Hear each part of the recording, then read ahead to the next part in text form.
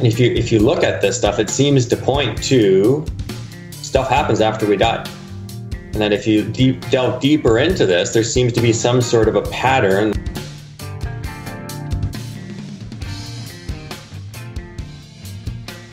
Welcome back to Grimerica. Unfortunately, Darren and Graham forgot to record the regular intro for this episode. So instead, we're going to be giving you a sneak peek into the Black Budget feed. Or if you are a subscriber to the Grimerica show, or if you've supported us in the past, then you would already have access. If you haven't, then you should head on over to grimerica.ca/stripe and follow the directions there. If you have any questions, email me, adam@grimerica.com. This is the Trip Report episode from the Black Budget feed. It is an hour and 4 minutes long if you guys would like to skip ahead.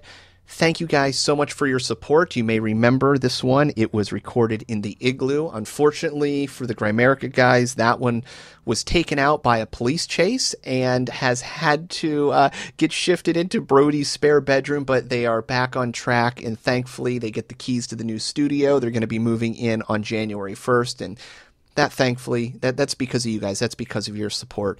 And hopefully you guys will continue the support. They've now got a landlord that they've got to appease too, but blessings in disguise. Thank you so much for the support. Enjoy the Trip Report and then our regularly scheduled episode. Come here! We have the best Congress. We do. That was awesome. Yeah, these guys will approve anything. Yeah. Thanks, and they Phil. make the jingles, too. Yeah. Thanks, buddy. Phil is actually going to join us a little bit later. Right on. And do his account firsthand, so I won't fuck with you on the Black Budget stream, or... You won't fuck with me on the Black Budget stream? I don't have anything to... Well, let's tell everybody what this is, right? This is the Trip Report episode. That's right. I'm going to do another tripping episode soon, too. Yeah. I talked to Joey. He's ready to come out of retirement. Eat some mushrooms. So you're going to do a road trip on mushrooms? Like a literal... I won't video it. Yeah. We won't. Maybe we could video what we're video seeing. some of it, yeah. Not me, but what we're seeing, maybe. Yeah. Maybe a little bit of you. No, you're not videoing it. No? No. So... Not happening. Are you going to get us started by playing a Trip Report jingle, or... So Darren's going to talk about his Trip Report, actually. The one that's the long-awaited, the 4-year-awaited Trip Report. His almost near-death experience on multiple substances. And I'd like to say a disclaimer first before we even get into this.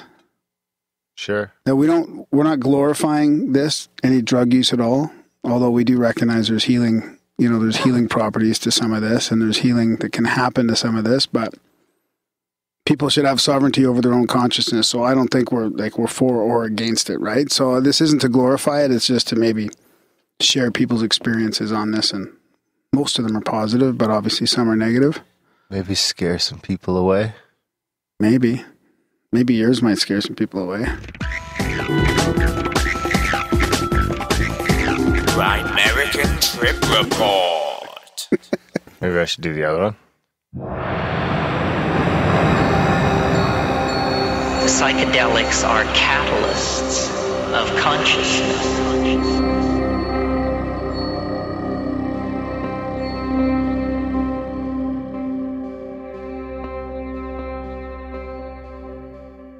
That's an amazing jingle. That's an amazing We should say we have Cause here in the studio as well. He's here you have a visiting. Trip Report for us, Cause? No, I don't, but I'm glad to sit in. Right on. Are you going to go first? I think we should save mine to the end. Oh, well, no, we should probably just Finish mix it in with with some others, because we're gonna do some listener Trip Reports as well in this episode. Yeah, well, you go first. I don't really have any good ones. But people are expecting one from you. From me? Yeah. Well, when we used to do acid, right, and have LSD parties or whatever, and we used to do it in Birch Bay, which was this little coastal town. Oh yeah. With a really long beach. And so I mean, I don't have any experiences with the oneness and the machine elves or anything like that, but I mean, we used to speech all the time, right, when we were high, even if it was just doobies or acid or whatever, right? And we'd just speech with each other. We'd get into these speeches, and then we'd come back to the present. We'd be like, okay, I'm back. You're back. Right. We'd sort of come back. But we always had these profound things to say, right?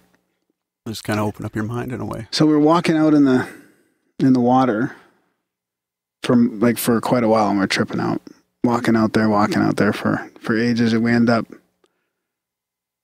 And I hate the seaweed, right? Yeah. I don't like the seaweed. That's like my wife. So we end up in the middle of. She won't swim here because of the weeds. So we're just chatting and we're tripping out and all, and then we come back to the moment, and we're miles out on the shore, like because this beach goes out, and all I see around me is weeds everywhere. This shows you I didn't even notice walking through them on the way out, and then all I see all around me is weeds. We're stuck like miles out amongst the weeds. Yeah. Pretty funny. And then we just tripped. I saw some mild hallucinations of stuff in the clouds, like scenery in the clouds, like rivers and streams and forests and stuff in the clouds, because it was pretty cool scape right over the ocean there. All right. So that's the one that comes to mind. But yeah, other than that, I don't have any real profound ones. That's probably better than mine. I had a problem with I didn't use it with reverence at all. So that's why I hesitate like talking about this, right? Because it can be damaging, right? If you don't use it with reverence and you just do it to party, like most of the time I would take mushrooms or LSD, I was hammered already. And then that was just a nightmare. I couldn't even function. Right. So, I mean, part of the problem was I just didn't have any control over my use back then.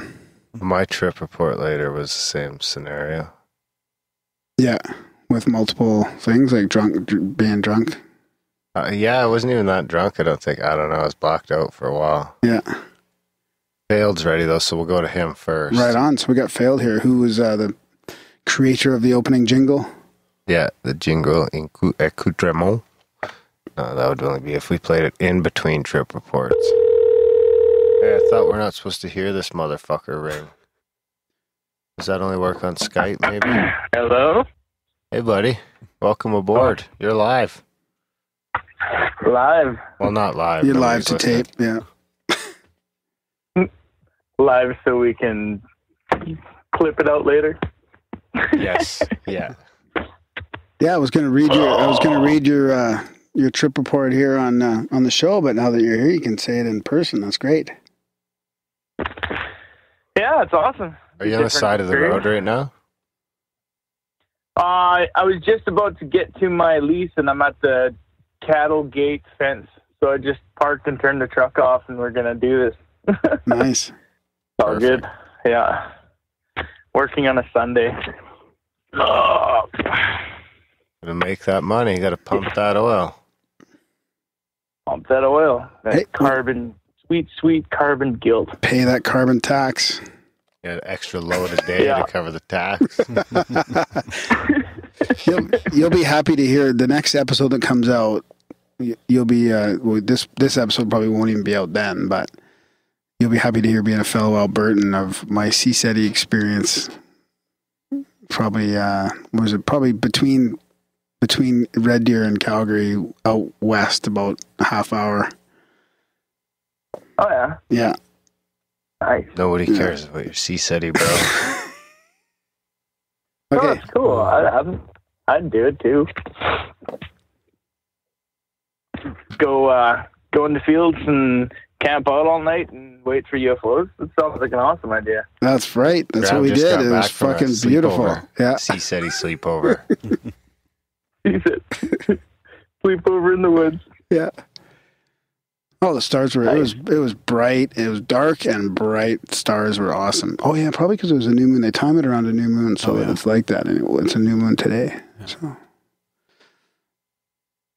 Right on. Well, You let's guys get give the it northern lights down there? a little bit. sometimes. Yeah. It's all, when it's going good, there's lots of northern lights up here. In the middle of butt fuck nowhere. You bet. Yeah. Northern Alberta. I love it. I used to tour up that way when I was on the rigs. Bonneville, Elk River, all up around there. Cold Lake. Yeah. Well, let's hear it, buddy. Let's hear your trip report. All right. The trip report. So I'll just, I'll go through it. Me and my buddies decided that it would be a good idea to procure a large amount of marijuana, and instead of that, we got a large amount of mushrooms. Oh. And I don't know. I was talking to the person, and he got me confused. So I ended up with a lot of mushrooms. And so when I went and got it, everybody was at the house waiting for me to get back.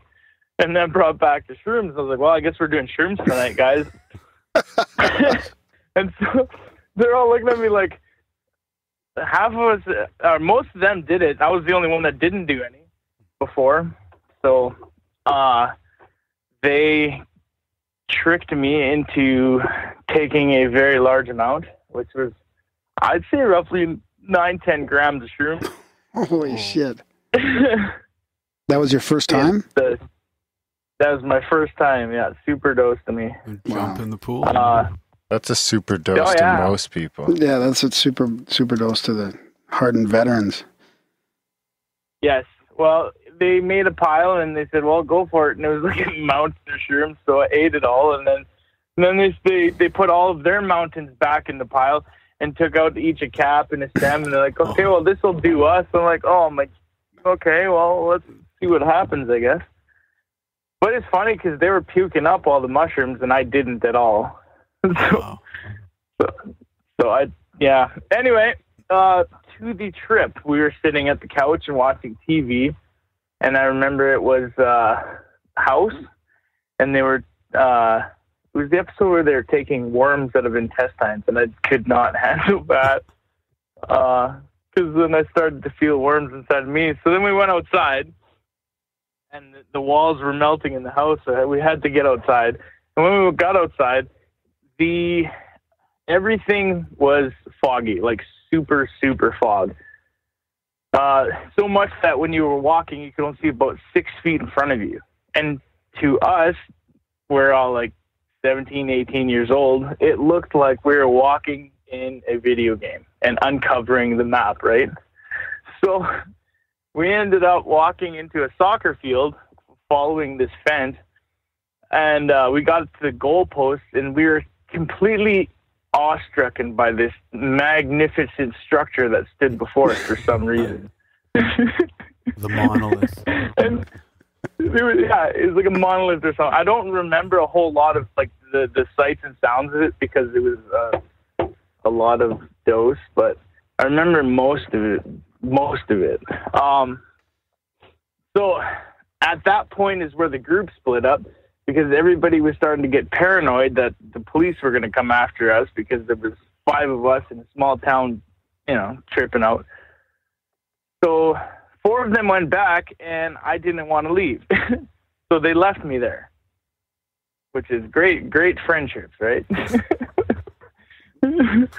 So I ended up found myself at a barbed wire fence. And then I just kept following the barbed wire fence.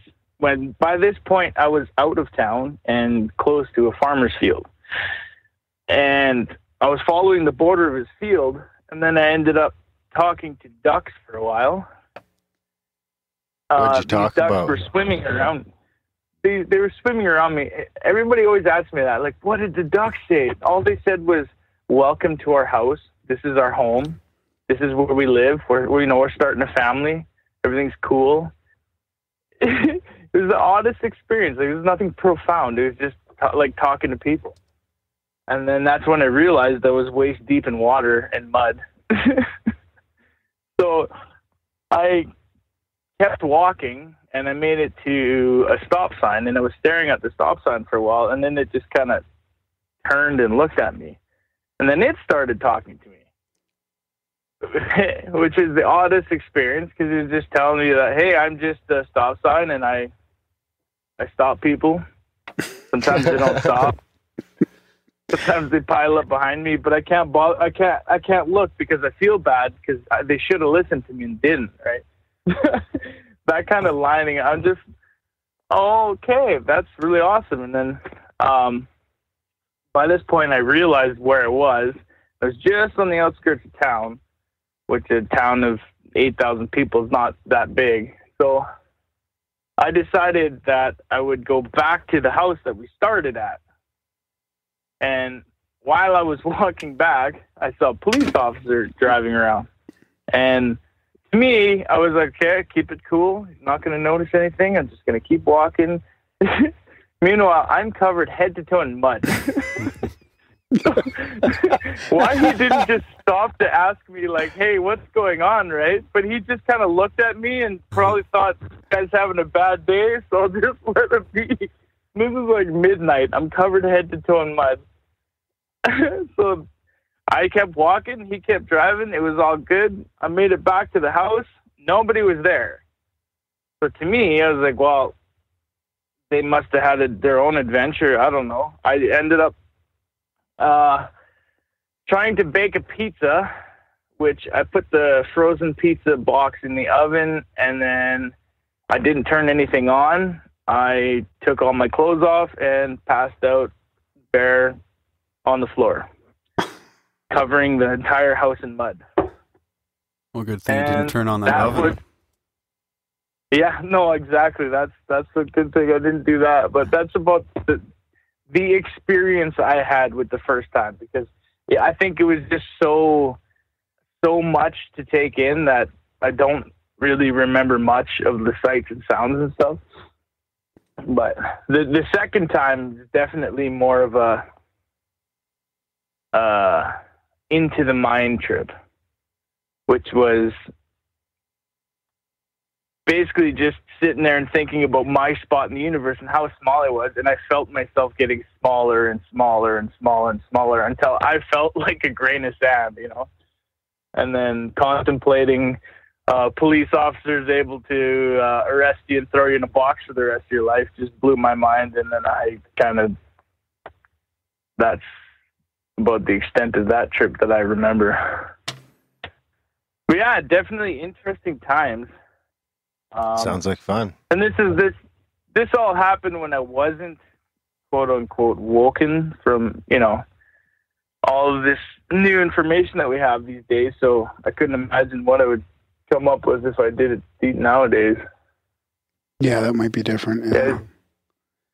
I think it would just completely fry me. Well, I'm glad you didn't turn the oven on, because my neighbor did that. He put a pizza box in the oven and it caused a fire in his house.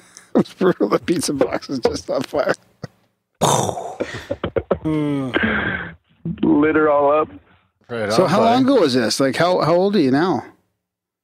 No, I'm 31, and this happened about... So like 13, 14 years ago? 19 years. Yeah.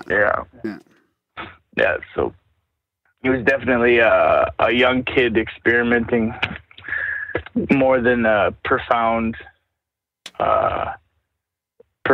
mind-changing experience. Yeah. Yeah. Right on, buddy. Yeah, it's fun.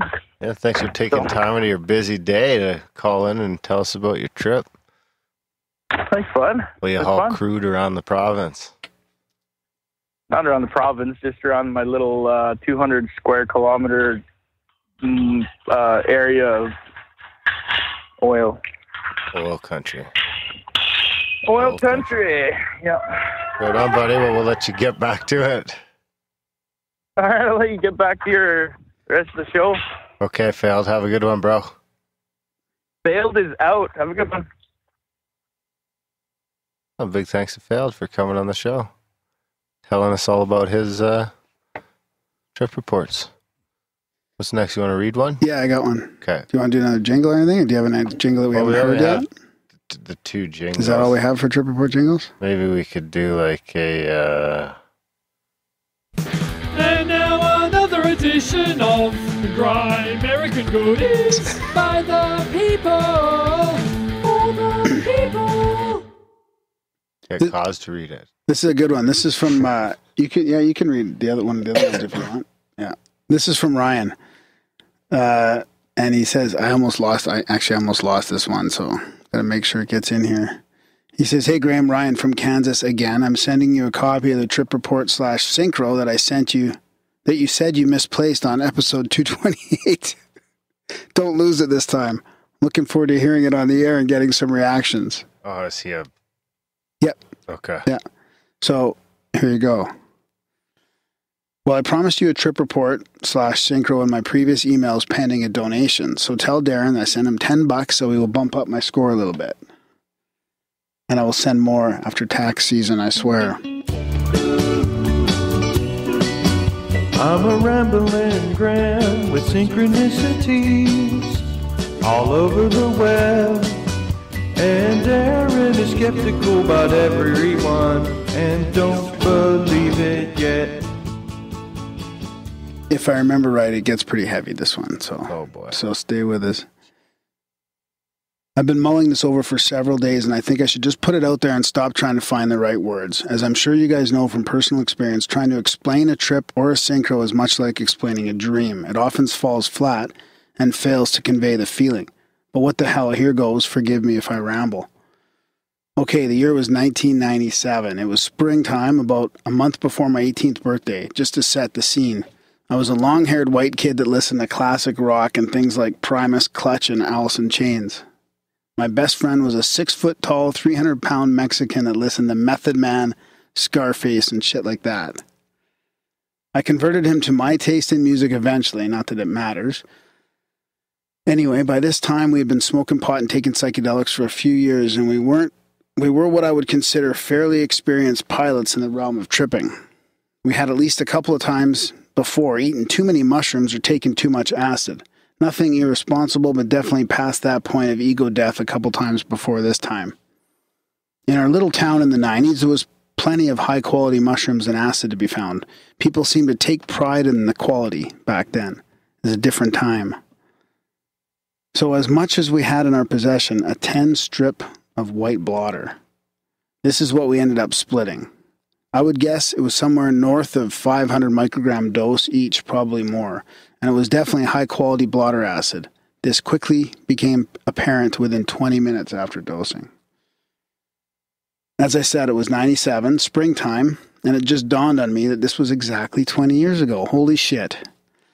It was a cool, wet Friday night, not great for dragging around Maine or anything. So I was at my girlfriend's house, and Alex, my best friend, came over to find me. My girlfriend, who I later ended up marrying, was older than me by 8 years, so she had her own house where my friends often hung out. She was also Mexican, but unlike my friend, spoke almost zero Spanish. Less than me, who took 1 semester of Spanish and got a C-. This is important to point out because it plays in later in the story.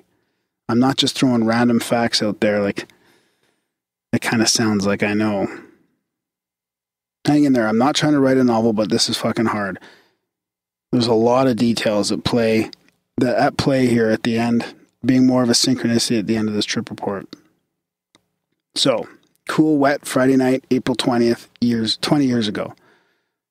My first generation Mexican-American best bud Alex, Alejandro, and I are at my older girlfriend's house, and she's been all responsible and say she's going upstairs and go to sleep so she can get up for work early in the morning, leaving us to hang out downstairs.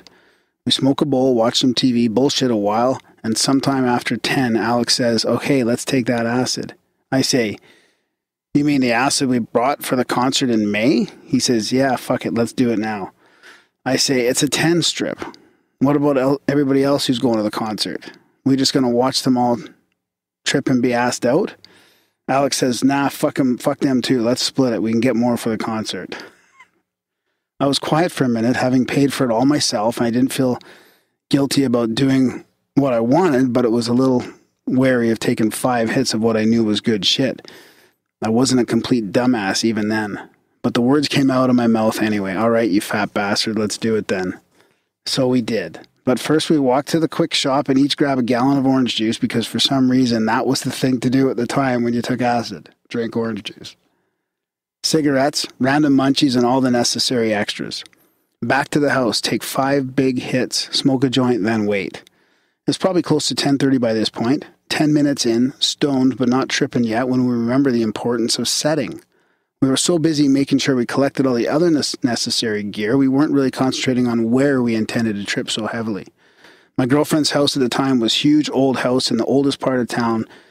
It was built up as a boarding house in the late 1800s and had since been turned into a single residence with huge spiral staircase and had fallen into disrepair and was being used as a rental. Not a total shithole, but pretty close to it. Huge for the cost of rent. and spooky as shit, especially for a couple of guys who wholeheartedly believed in spirits and ghosts and knew for a fact that this place had some bad vibes and a lot of history. We just did not have the capacity to deal with it in an altered state we would quite soon find ourselves in. So we sprang into action but quickly realized there was nowhere else to go. I grabbed the keys to my girlfriend's van, which sat out on the road a little ways from the house. Orange juice, cigarettes, weed, bowl, lighter, munchies, check, check, check. We walked out the front door just as that queasy feeling hits us in the stomach. Down the sidewalk, get in the van. Keys in the ignition, the engine rumbles to life like some kind of violent alchemy experiment. The radio screams, "This Friday and Saturday only at Mel Hamilton Ford." I quickly turn it down, leaving only the sinister rumble of the 2-ton steel juggernaut. I'm about to drive aimlessly into my oncoming trip. And it's coming, quickly. We both stare blankly at the dash for a few seconds, and then Alex says, "Where are we going?" I say absently, "Fuck, bro, I have no idea. Anywhere but that house." He says, "Yeah, let's not do that then. This shit's got right on top of me. Let's just chill here in the van." That didn't seem like a terrible idea to me, really. I turn off the van, quiet street, nobody bothers us. Full-size, 2-ton brown conversion van with captain's chairs and a table. It makes sense somehow. We suddenly feel safe enough and settled in. I light a smoke and Alex says, "Fuck, man, it's coming on. I think we took too much." I say, "Relax, pussy. This was your idea. We are cool. Don't fight it. Buy the ticket. Take the ride. Right, man?" To which Alex simply replies, "Oh, fuck." I silently agree. Oh, fuck, indeed. It's around 11 p.m. at this point. The waves start to hit us with perfect rhythm, steadily increasing in strength, quickly past the point of too much, past the point of fear, to somewhere else. I went from talking shit to white knuckles on the steering wheel and then to awestruck in the matter of a few minutes. Alex as well, from all appearances. The trip was still rising steadily like a roller coaster, but we hit some kind of plateau and began to conversate. An hour or so must have passed as we talked, all the while steady throbbing sound like a heartbeat rising along with the trip. I assume it's just me as the pulse starts to flicker in my vision. We continue talking about the conversation. We continue talking and the conversation starts to mash together in a mix of mostly English sprinkled with Spanish and German. It's how we talk to each other around other people to keep them from understanding exactly what we're saying, and we do it quite often. But at this point, we start finishing each other's sentences and talking over each other. The pulsing sound and flashing visuals that go along starts to increase as we realize we cannot say anything that isn't at the very same moment coming out of the other's mouth. It's almost like suddenly we have tuned both our brains to the same frequency. We tried for a few minutes, but it was impossible to make up a sentence that the other one couldn't complete. We laughed so hard and tried some more, and the pulse and visuals became more insistent. This is where it gets weird. One of us, or both of us, thought, "You see it, right?" "Yes." "And you hear it?" "Of course." "Focus on it." We did. Nothing changed. We looked at each other. Mistake. Both suddenly realized neither of us had said anything the last few minutes, and that it had gone past the point of not being able to say anything that the other didn't already know, but we were thinking the same things, communicating telepathically somehow, instantly. There was then a string of thoughts which I can only describe as shared and almost instant. It went something like this. It's the other side. It's a different plane. Astral projection. We have to come to it from opposing angles and directions. So we did. Suddenly, we are somewhere that I can only describe as something like the restaurant at the end of the universe. The pulsing vibrations and visuals became clear and formed a whole picture. It was like watching the Big Bang from a distance over and over from the beginning to the end in 1 second. Thump, thump, thump, thump. 2 beats there, 1 beat in the van, over and over. At this point, it gets really hard to describe what it felt like. We saw things and learned things I cannot even begin to put into words. There are no words. I had never experienced anything like it before or since. It just felt like watching through God's eyes, whatever that means. Then we tried to change things, initially, innocently enough, just enough to change something in the real world, something we could observe after we came down from our trip to know if it was real. Then I remember feeling Alex suddenly shift away in his mind and say, "My dad." My heart lurched as fear struck me hard out of nowhere. I knew what he meant. His father wasn't standing outside the van. His father was dead. He had been killed by a machine where he worked when Alex was young, and Alex intended to change that. As this dawned on me, and the fear swelled, something like a sledgehammer hit me right in the middle of the chest and knocked me clear of the shared vision we were having back in the van. Disorientated and confused, I look over at Alex. He looks just as screwed and confused. The violence with which what we were spit out was unexplainable. All right, I'm guessing by now you're probably trying to pick the synchronicity out of this rambling trip report, but I haven't quite got there yet. I hope you're still with me. Just taking a little break here. That's interesting. A breather? You're taking a breather? Is that hard work? It reminds me of some of ours, right? Where we're in sync and like I was talking about how we're tripping. We call it speeching, right? You're speeching, and then one guy would be doing and the other guy would be like, come back, and you'd be like, okay, I'm back, and he'd be like, back to reality, right? I think that's and these guys were so deep they got kicked back out with some violent thing, right? Yeah, I think that's an LSD thing specifically too. It might be more so than mushrooms, I think. All right. Okay, get back to work, Ron. This is for the paid audience. Okay. They'll be taking breaks. Okay. Okay. So we are now fully back in the van. Back in the van. I just made that up. Still tripping balls, but back on Earth. Back in the now. See? That's what I was talking about. No longer telepathically tied. It feels like we already peaked. We've already peaked. Collecting my wits, I flip the ignition to accessory and see what time it is. 4:54. I remember it as plain as day. We both stared dumbly at it for a few minutes. Over 5 hours. What the fuck? We look around the van, uneaten munchies, and nearly full gallons of orange juice on the floor next to the passenger and driver seat that we evidently never moved from. I reached in my pocket and pulled out the loaded bowl we never had a chance to smoke. I light it, take a long pull off it, and hand it to Alex. He takes a couple of hits, and I light a cigarette and drink some orange juice. I rub my eyes to counteract the light dancing in the windshield from the streetlight and the misty rain. Alex says, "Let's go back in the house. I need to use the bathroom." We go, still tripping hard. We know the dangers of getting lost in the mirror of a bathroom. And like a lot of people, we don't want to be out of the presence of our trip buddy for very long. As he runs off to the bathroom, I stand stupidly in the living room, staring up at the Dr. Seuss-inspired grand spiral staircase that wraps up the front hall, thinking to myself, oh shit, it was a mistake to come in here. That's when I hear my girlfriend scream my name from upstairs. The terror and confusion in her voice cuts through me like a knife. I bound up the stairs 2 at a time and burst into the bedroom, expecting to find an intruder or a demon attacking my girlfriend. She sits up confused and says my name again. I say, "Babe, what's wrong? What happened?" Through half asleep, terrified tears, she says to me, "Is it real? Is it really happening?" I say, "What, honey? You're having a nightmare. It's okay." No, it's still happening, she wails. The explosions, they keep happening over and over. We keep dying. We are going to die because we made a mistake. We can't change it.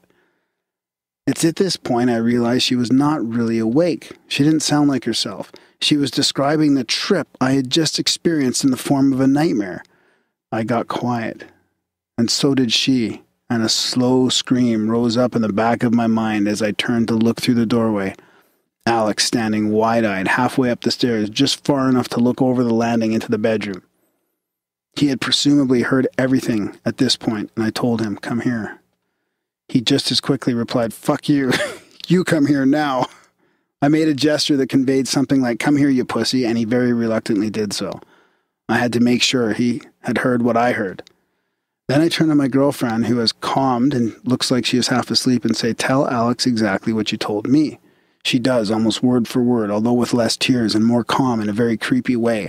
Alex goes pale, wide-eyed. Evidently, he hadn't heard what was said the first time in its entirety. Alex stands up, points quickly at me and himself, and says, "You, me, downstairs now," and heads for the stairs. I look at my girlfriend. She doesn't look right. She looks like a sleepwalker, half sitting up, eyes glazed. I move towards her and say, lay down, honey. It was a nightmare. Go back to sleep. You have to be up in 2 hours. She ignores me or doesn't hear me. And then in a flat, menacing voice I've never heard from her since, she says quietly, no, quite clearly, oh, now it's in Spanish. Que esperabas. Que esperabas. Que pasara, Alejandro. Translating, this means basically, what did you expect to happen, Alex? Alex stopped at the head of the stairs and said over his shoulder, we have to go now. Come now. So we did. I backed out slowly and she laid back on the pillow and we flew down the stairs. I left the van keys on the table when we went out the door and recovered our gear from the van and looked up and locked it up and took a walk into the daybreak. Now, remember way back in the beginning, I stated that she does not speak Spanish even to this day. Alex and I both understood it, though. We both understood what it meant as well.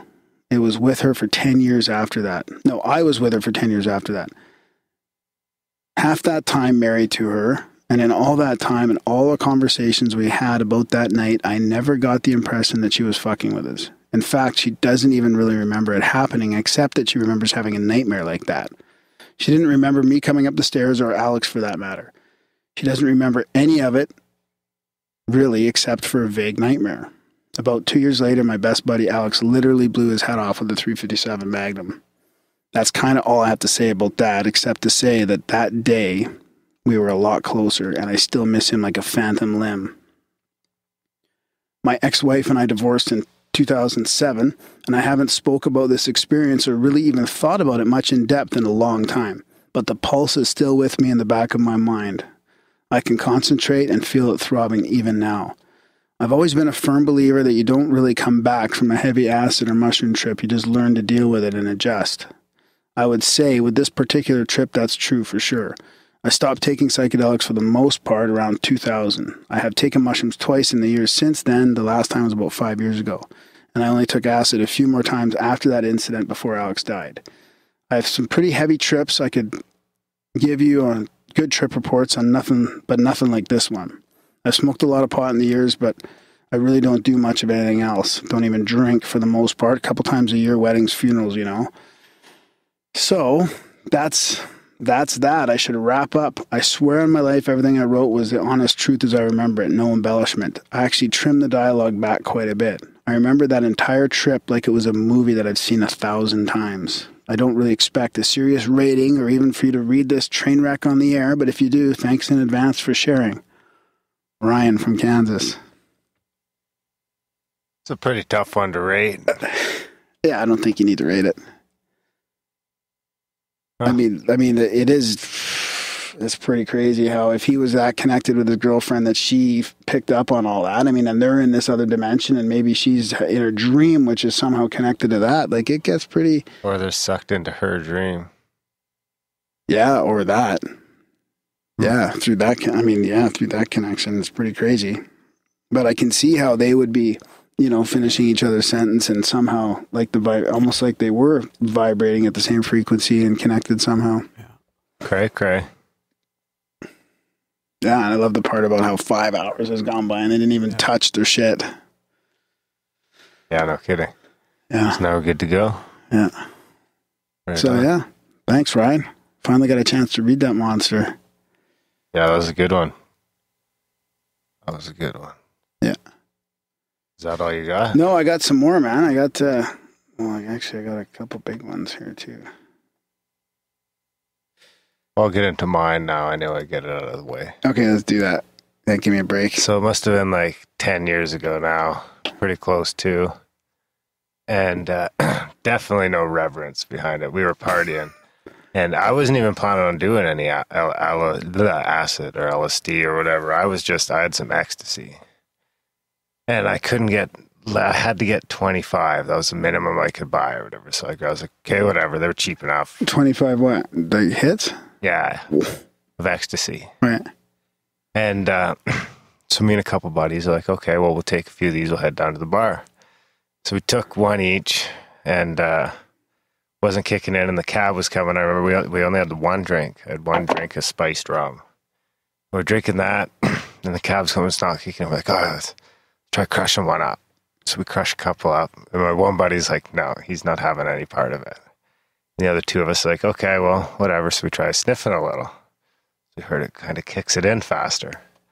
Then the cab pulls up, and I hopped in. I must have had still like 18 hits of ecstasy on me. And I remember hopping in the cab and like playing the drums on the back of the passenger seat and like pulling out of my little cul-de-sac, and then like, poof, fucking nothing. Like nothing. No drinking, just boom, too much fucking ecstasy. Probably lucky I didn't die right What do you there. mean by nothing? Like nothing as Blacked in, out. You blacked out? Yeah, for like probably like 6 or 7 hours. Oh. At this time, I remember like the sun was still up and we were just heading down out for the night. So I'm guessing it was probably like 7 or 8 o'clock p.m. And maybe 9 at the latest. And then I like, boom, nothing. I don't remember being at the bar. I don't remember any of that. And I sort of shuffle back into reality. And I'm at this like, it's pitch black.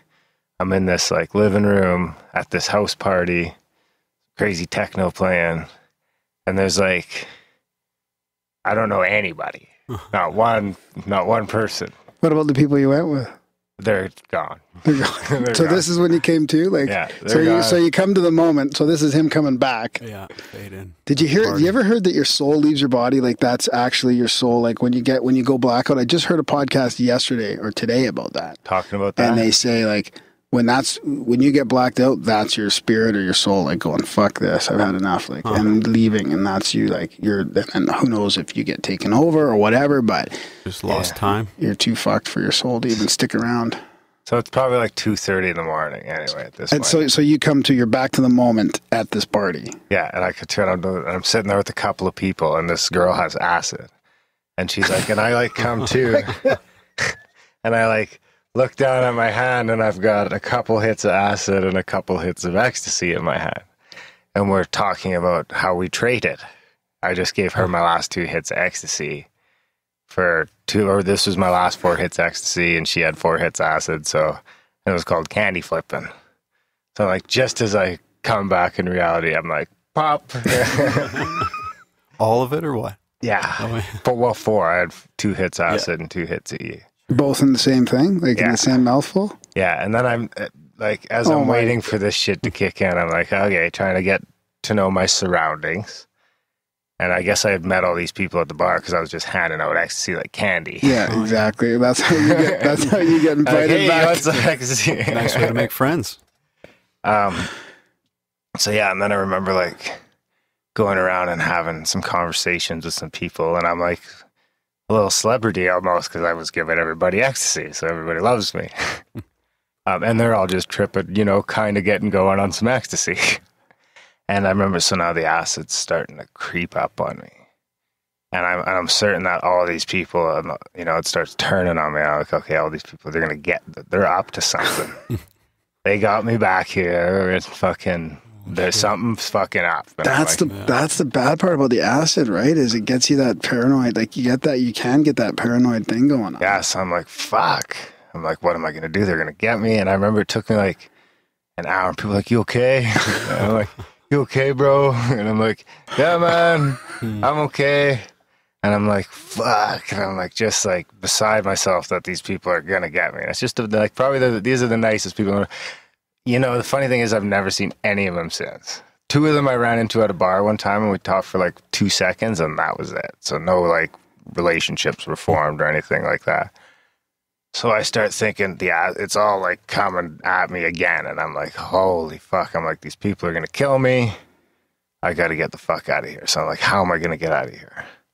So I'm like trying to run through my head, plot through all the different ways I can get out of this fucking party.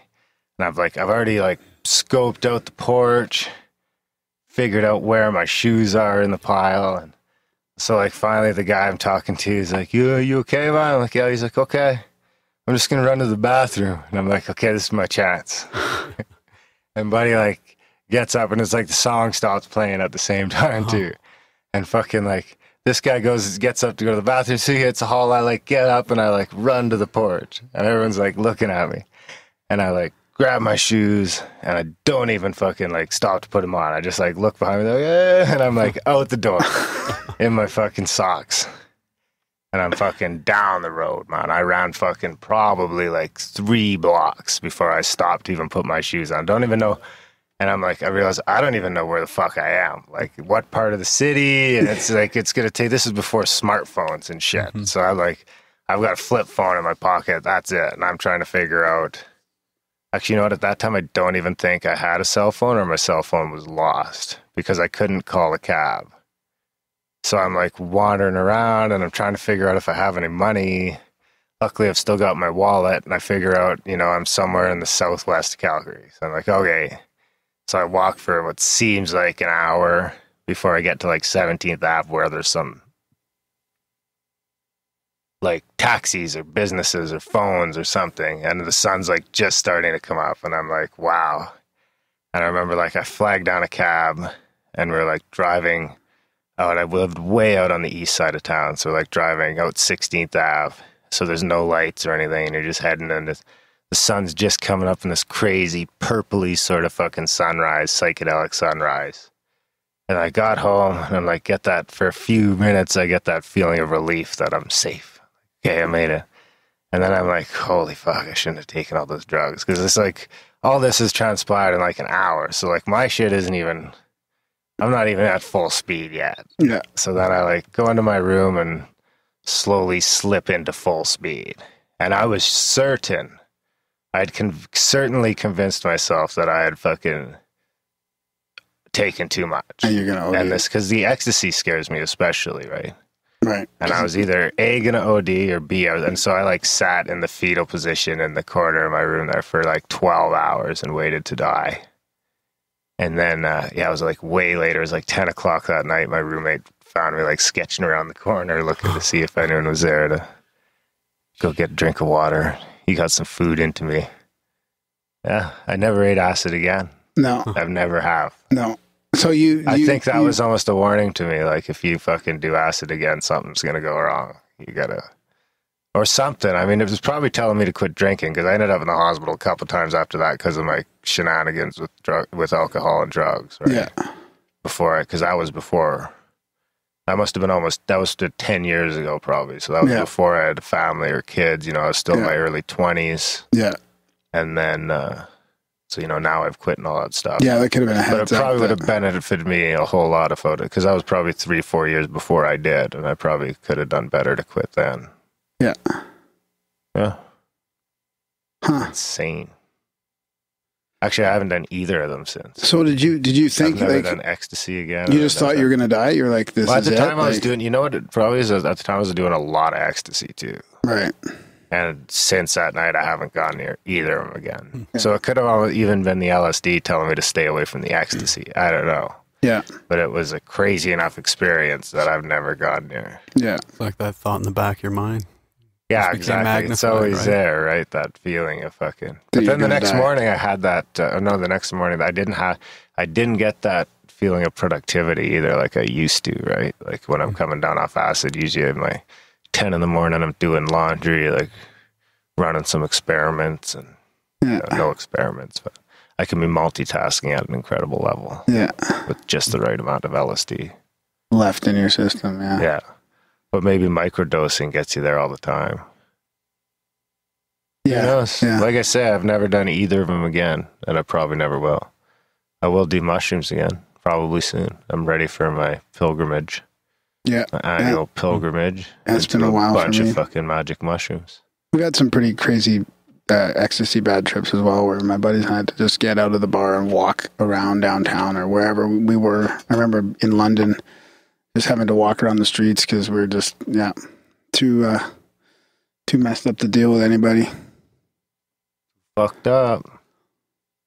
Do you want to go 10 more minutes? Yeah, one more. You want to do one more and we'll wrap it up?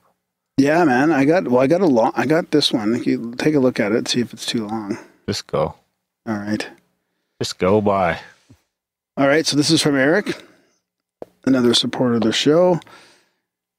This will be a bit long, he says. Okay, so, it's another combo synchro. Okay, I hope this finds you well. This will be a bit long to start. There was a slight synchronicity with this. Believes that this neurosynchronicity occurs when the brains of musicians playing together create a neurological meta-network.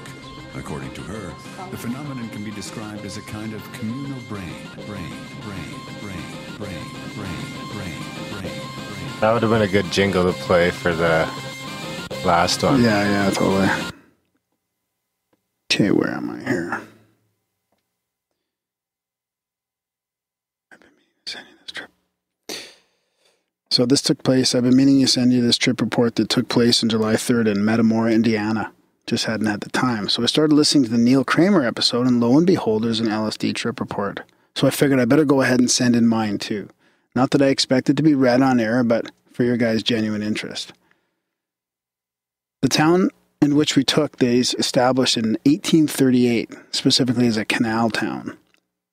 The part of the canal has been kept alive and is a central feature with the only functioning aqueduct, to my knowledge, in the entire U.S. Most of the buildings, at least along this canal, look pretty closely to how they did when they were built. About a mile away, on the top of a hill overlooking the town, is a small castle, built in similar style to those of the Knights Templar that were along the pilgrimage paths. The individual who built it, who may even be a good candidate for a guest on this podcast, is an interesting character in and of himself. Check out the trailer for a video to Metamora 2012 and you'll see. He has this ancient golden ornate cross that some spirit or god communicated to him through that he acquired in South America, and these gemstones he discovered inside a tree that was being cut down, and believes they are somehow associated with the opening of a portal in the end times. He also has a museum of oddities in the town and an old 3-story Oddfellows building.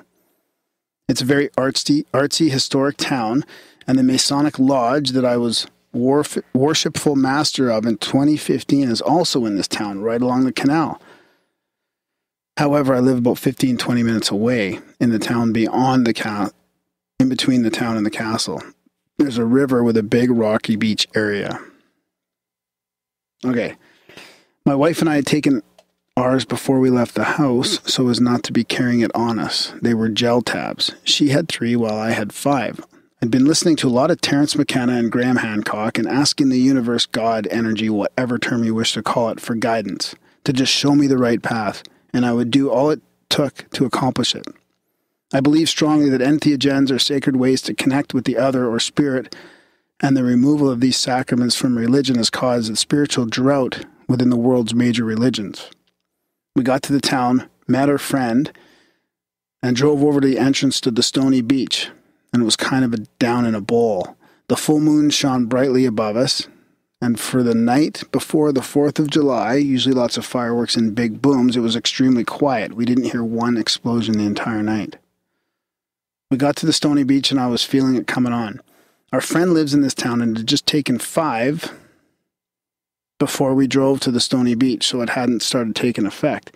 This friend then noticed a reddish light way up in the sky and stated that it looked like a drone.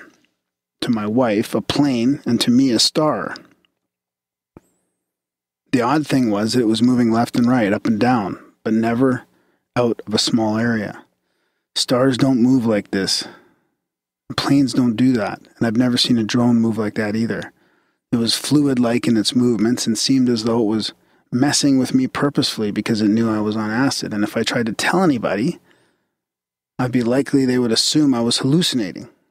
So we sat there on the beach, gazing upon it, trying to figure out what it was. I jokingly said aliens. I had a backpack of water and decided to lean back and prop my head on it while looking up at the sky. I felt a numbing, almost paralyzing feeling come over me, and our friend said it was almost like something was keeping us from moving. I heard something that sounded as if it was a vacuum tube collapsing in on itself, and the next thing I remember, we were way down the beach by this ginormous structure that was the foundation for an old bridge walking around. In the dark, it looked like some sort of post-apocalyptic lost civilization, and I had no idea how we got there.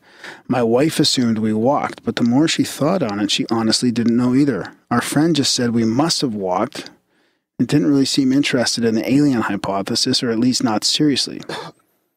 Not much into the spiritual, mystical alien type stuff on a real level, but I truly believe we experienced what people would consider an abduction.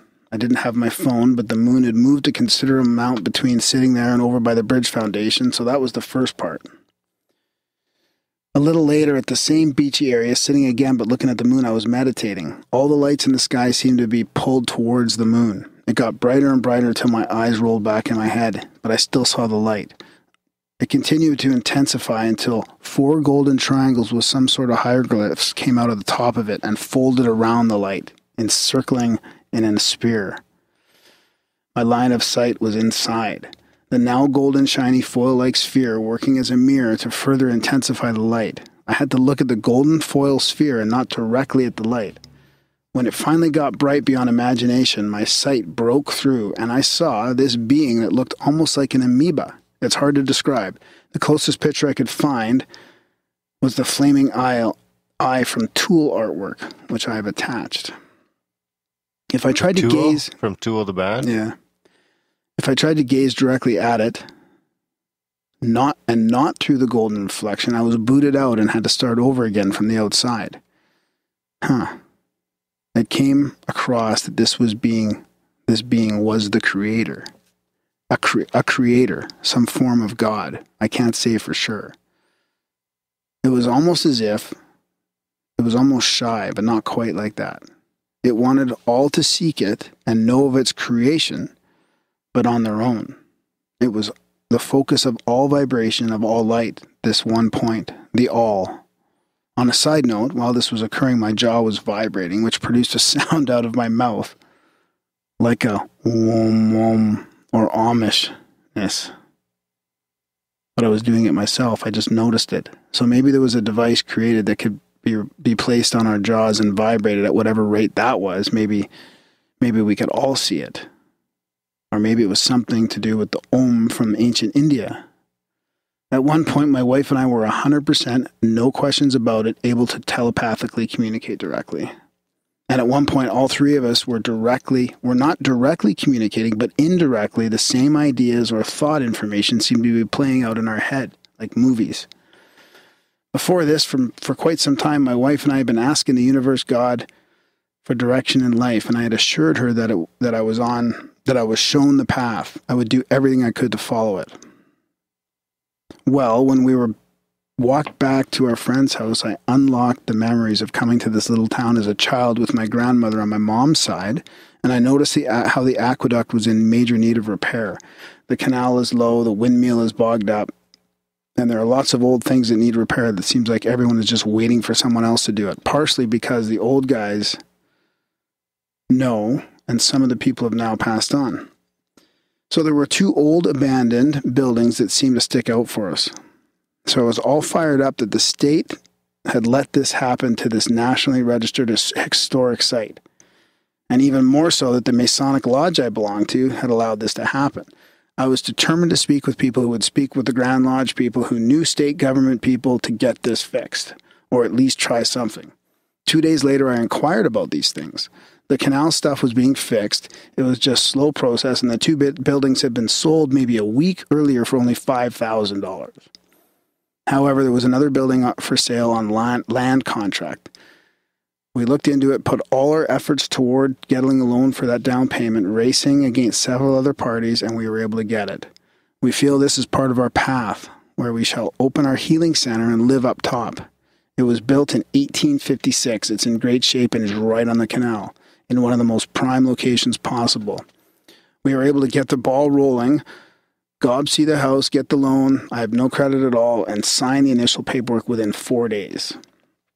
We also had to rush as we were leaving for vacation on that Saturday, but were willing to wait if we had to, but didn't need to. However, on our way home, we got rear-ended on the interstate. What does it say? The rental car made it in the rest of the way. So hopefully fix our car quickly or totally get us the funds for a new car. As I said in my first email long ago, I'm a full-time rideshare driver.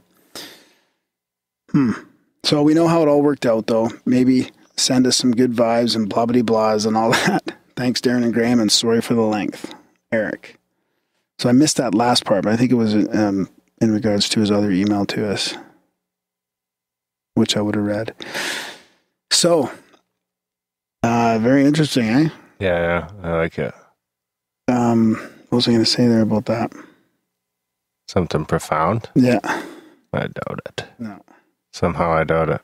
Oh, yeah, let us know how this healing center goes. Yeah, let us talk know. about it. I mean, that would be... We'll have you on. Amazing. Yeah, we'll talk about it. We'll send Graham down. Yeah, it's just on the West Coast, right? I don't know. Oh, yeah, I'll come down to visit. We'll send you somewhere. Yeah. Met him. Oh, it's in Indiana, I think. Oh, that's weird. For some reason, I pictured it being on the West Coast. So what'd you think of that?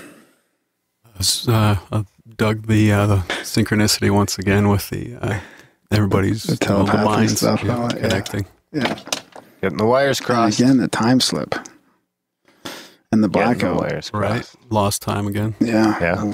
Oof. Scary stuff. That's right. Going to the dark side. Yeah, this trip report's turning into scary stuff. That's right. Thanks to all you guys for buying our time and keeping us on the airwaves. Yep. Another little thank you to you guys for supporting the show, keeping us ad-free, sponsor-free, bullshit-free. We'll save the rest of the trip reports for the... Yeah, we'll do another one. Yeah, well, we'll save the rest you got there for the free audience. But, like mine, I wasn't going to tell on the show. I'll never tell that one on the show. And the next mushroom trips, none of that shit's going to be on the show because there's just too many people that listen to that feed. No, and all these guys that we read... you guys that pay and support the show. So tell your friends that don't support the show to start supporting the show. Yeah, and all these guys we read... Don't give anyone your feed. What? Don't share feeds. Oh, do people do that? I don't think so. No. And all the people we read here, they're already supporting the show, so it's not like we're taking it out of the free feed. That's right.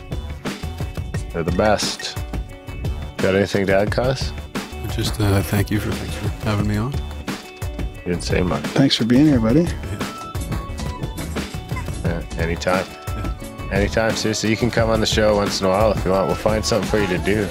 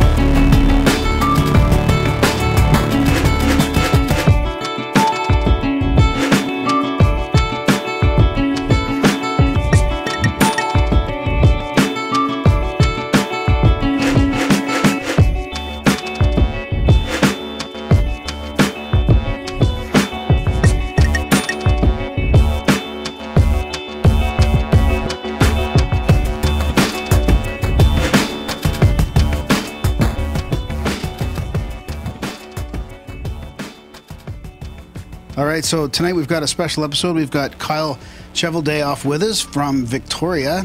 He's a psychologist, and he's kind of...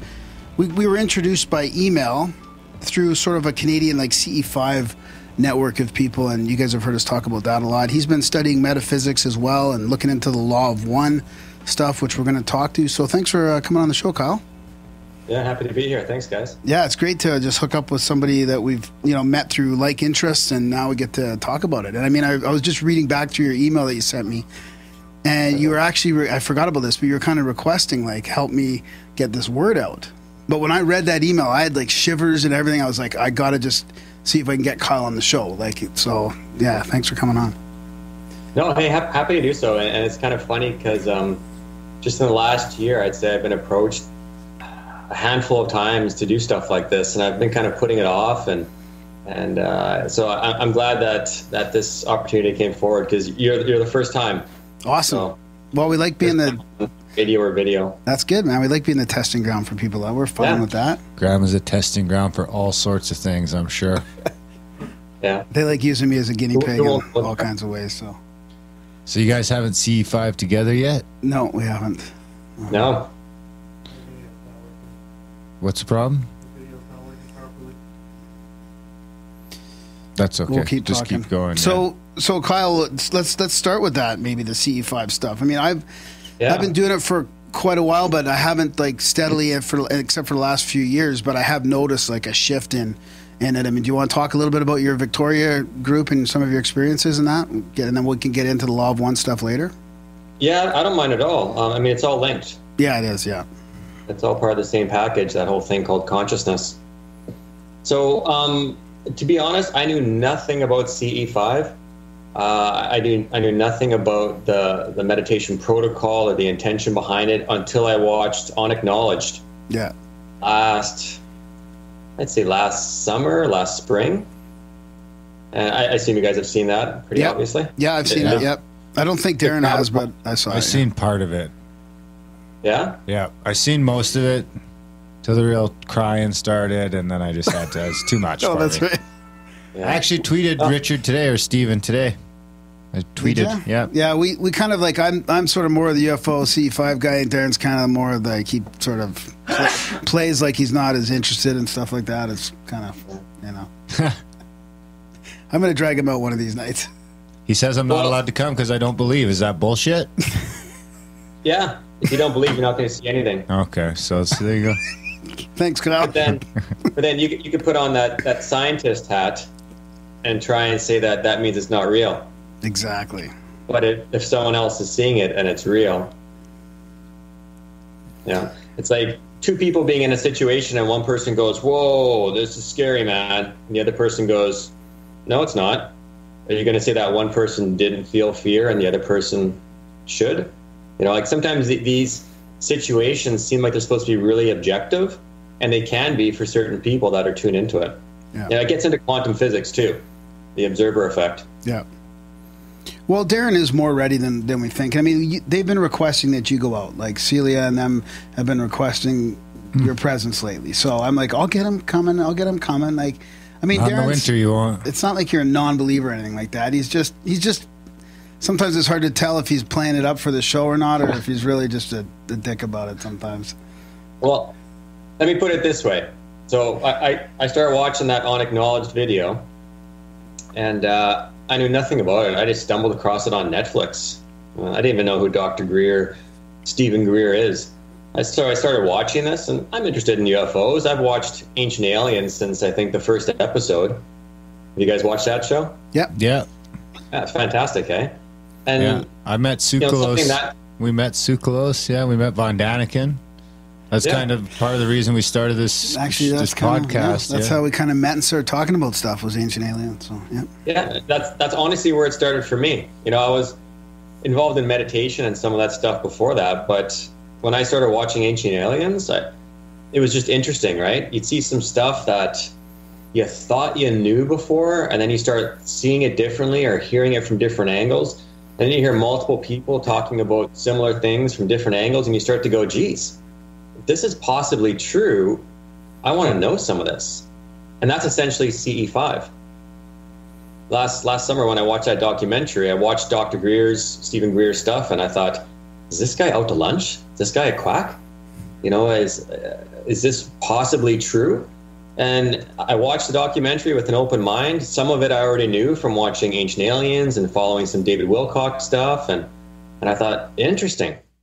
And so I delved into it. I really delved into seeing how legit this guy was, what his background was, if some of the stories are possibly true. And so much of it lined up that I thought, there's something here. And so then I started learning that CE5 protocol, kind of downloaded some of the stuff, read some information he's put out there, and started delving into it. And I got to be honest, guys, I started seeing some stuff myself. Yeah. When you're looking up at the stars after doing this protocol, and since I was already someone that meditated quite a bit, it wasn't difficult for me to incorporate that because it is meditation essentially. And I'm practicing this with a few other people, sometimes doing it on my own, just out in the back looking at the stars. And then all of a sudden you're seeing stuff up there that looks like two stars chasing each other and kind of doing different speeds, which satellites shouldn't be doing. You'll see stuff going across and make a turn, and you're thinking, whoa, or the typical flash bulbs. Yeah, we see a lot of flash bulbs. You'll see something going by, and all of a sudden, by luck, you could just be looking at it, or you could try a laser, or even consciously put a thought towards that. And you see this thing going across, and all of a sudden, and I even set up my own cameras and stuff. Am I seeing stuff? Because some of the stuff was on my own. And I've actually captured flashbulbs events on my digital SLR. And you can see 5-second exposure, it's one depth, and then the next 5 seconds completely different. It could be a solar flare of some sort, or some sort of iridium flare. All those things are possible, right? But at the same time, it's stuff that you can't quite explain. And when you see these things repeatedly from different people, from different angles, it gets you curious. Yeah, we see some nights we've been out, we've seen like dozens and dozens of flashbulbs, and some of them are pretty bright, just out in the middle of nowhere, like pow. And it's hard. Like once you see that many of them, it's just not. It's not a it doesn't make sense. Yeah, it doesn't make sense. And it seems like it's communicating back and forth. Sometimes we all start paying attention, and it ramps up, or we ask questions and it answers, sort of thing. So it's sure. yeah. Well, and to someone that hears that and hasn't tried this or explored it, they'll go, "Oh, that sounds too out there." It's yeah. But you know what? It was 400 years ago. We were still burning people at the cross for saying that the Earth was flat, or the Earth was round, or differences of opinion. So, are you saying the Earth is flat? What's that? Are you saying the Earth is flat? I don't know. What do you think? No, but seriously, it wasn't long ago. No. Well, I mean, so do you think this is like, there's a bunch of people right now that think the Earth is flat? And you're a psychologist. What do you think? What do you think's up with that? I don't know. That's a whole other conversation. Yeah, let's not even go there.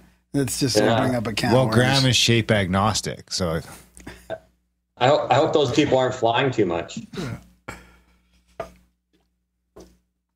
So you started seeing stuff right away then, once you started doing that? And then you went out to actually do one of your retreats with Greer too, right? Yeah, I went out, did a week-long retreat in Joshua Tree. That was pretty interesting. Went out to Calgary once and did one with them, and we saw a whole bunch of flashbulbs. We're talking poof, poof, poof, almost looks like fireworks of 10, 15 flashbulbs going off within 30 seconds. And moving in directions that just don't make sense. Yeah. It's one of these things someone could it's so easy to debunk these things, right? You can debunk anything. Yeah. You can debunk Western medicine right now. But that's not what it's all about. Being a researcher, being a scientist, it's actually getting out there and looking at all the information and then making a decision when you actually understand all the information. Yeah. And so if someone's going to sit back and be an armchair critic over this, hey, anybody can do that.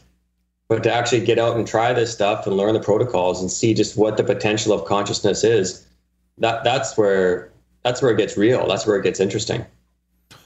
I mean, when we go out stargazing, we see all that stuff. I don't know if you see flashbulbs, though. You see fast walkers and things that could be satellites, right? Yeah. Shooting stars. But do you see flashbulbs? Yeah. We see all sorts of stuff. I don't know what a flashbulb is, to be honest, but I think I see them. I've only talked about it like 50 times on the show, and he's says, claiming pow, he doesn't pow. know. This is a pow, pow, pow. That doesn't do it for me. But, I mean, we go out stargazing quite a bit, especially now that it's well, next time then midnight. Start meditating. Just follow the protocols a little bit, and then see. Well, Celia's written a book. When I go stargazing, I've got a book for it. Kids. It's got all the meditations in there and everything. So do you think got they a can handbook. affect it, the kids, or do you think they're good for it? What's that? Do you think having the kids along is a good thing or a bad thing? I think it's fantastic because kids are open-minded. Yeah, that's what I was thinking. Yeah. Perfect. Well, I'll try it out. I'll try it with my family. See, all we needed was Kyle to be here, and you're on board. I'm not going to go out in the woods with you yet. I'll tell you this, guys. This is how I kind of look at things sometimes. I don't know if you guys think that this is a one-shot deal. You live this life and you end and you die and that's it. That's one theory. Another theory is that it continues in some way, in reincarnation or some other form of energy. But I'm leaning more on the latter. I'm thinking that something else still happens afterwards. Yeah. And I don't want to finish this life, look back and go, oh, I'm such an idiot. Why didn't I even try some of that stuff? Why wasn't I open-minded? Why was I such a critic and a skeptic? And I mean, everybody can do that. All right? Anybody can sit back and just be a skeptic and a critic of everything and read a couple things online or read one book and go, oh, no, I know it all. But it's usually the people that are finding the interesting stuff are the people that have done the most reading, done the most work, delved deeper into some of these topics. It's not usually the armchair critic that seems to stumble across this stuff. So I want to hunt it down. I want to search for it and explore it and see if some of this stuff is possible. So the conversation we had the other day around consciousness, I mean, all of this stuff is tied into it. Yeah. It's physics. It's stuff in the sky. It's all these different things related together. It's thought. It's belief. It's energy. It's the law of one, as we talked about before. That seems to explain some things too that a lot of people are curious about. All these things are interrelated. Yeah.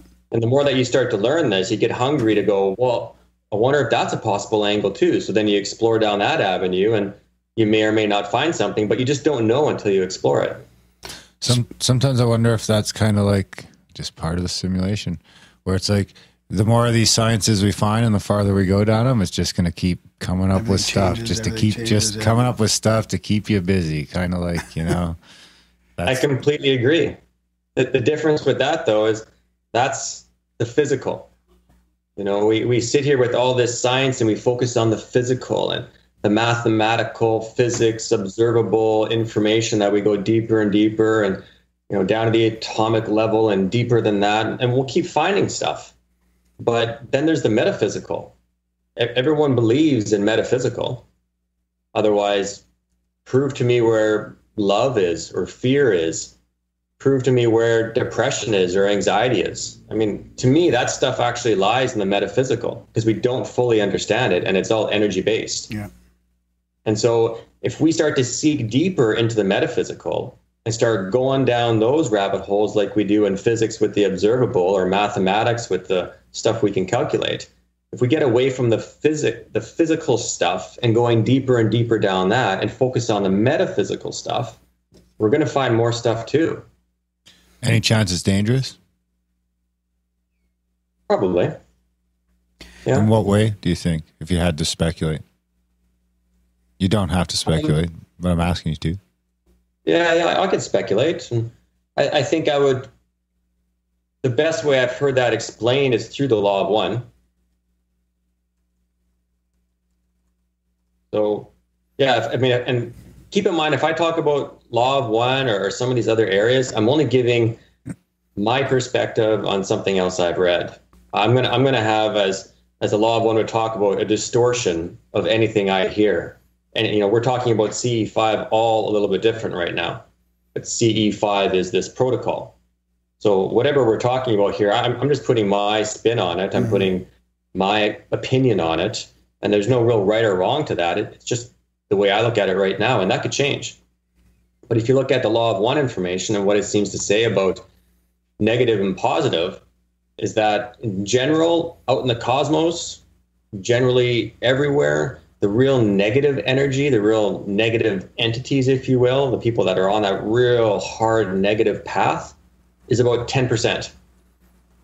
And that 10%, if you believe that we, through consciousness, can communicate or access or get hunches or intuition from this metaphysical, be it spirit guides, be it higher density extraterrestrial beings, whatever, through telepathy or consciousness, all those different avenues. If you believe that that's a potential of accessing that, then there's a potential of accessing some of that 10% that could be negative. But you can also filter how to look at that and use some strategy, some awareness principles to make sure that that isn't the stuff that's influencing you.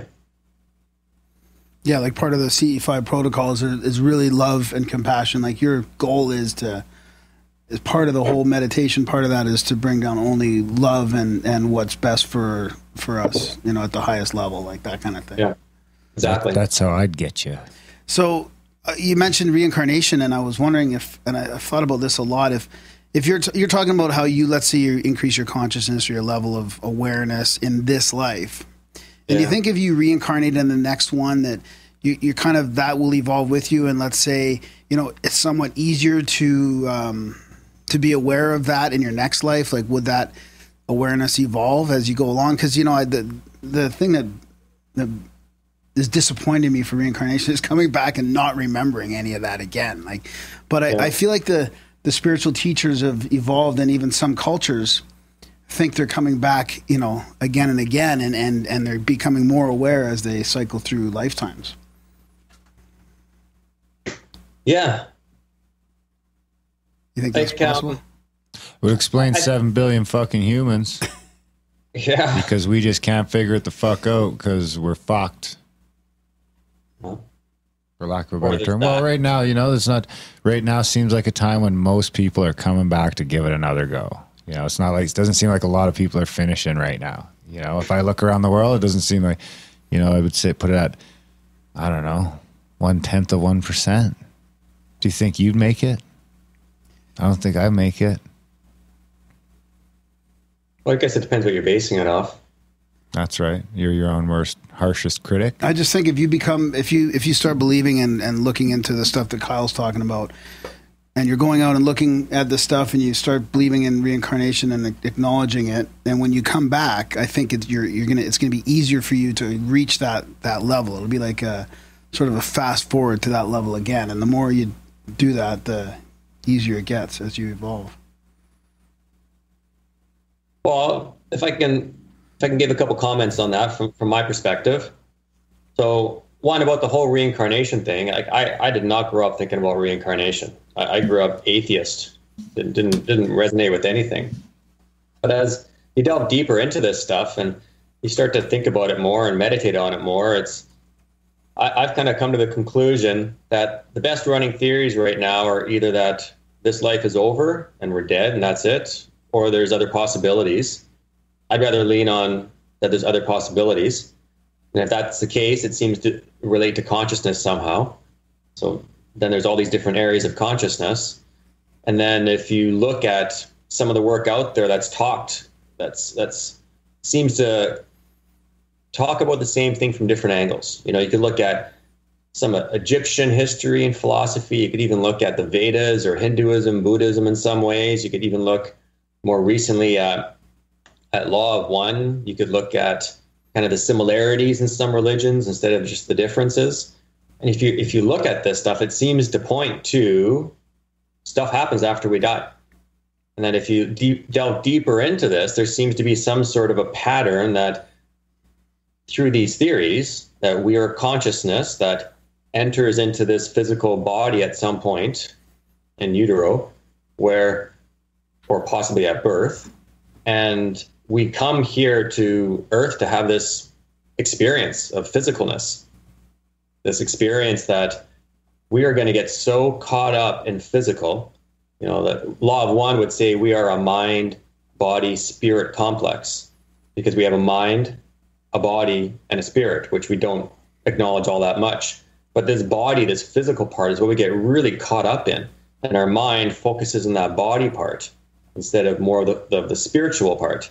And as we do that, we get down this rabbit hole of all this stuff. And along the way, we get to make choices. And we make choices around, is this completely for me or more in selfishness? Or is it, yeah, something I want, but it can kind of be good towards others too? You kind of make the decisions where it's a little bit to be good for other people as well. And if you make more of those decisions, theoretically, more metaphysical stuff opens up for you, because you're actually adding that stuff into your life. Stuff like love, compassion, empathy, those things. Service, yeah.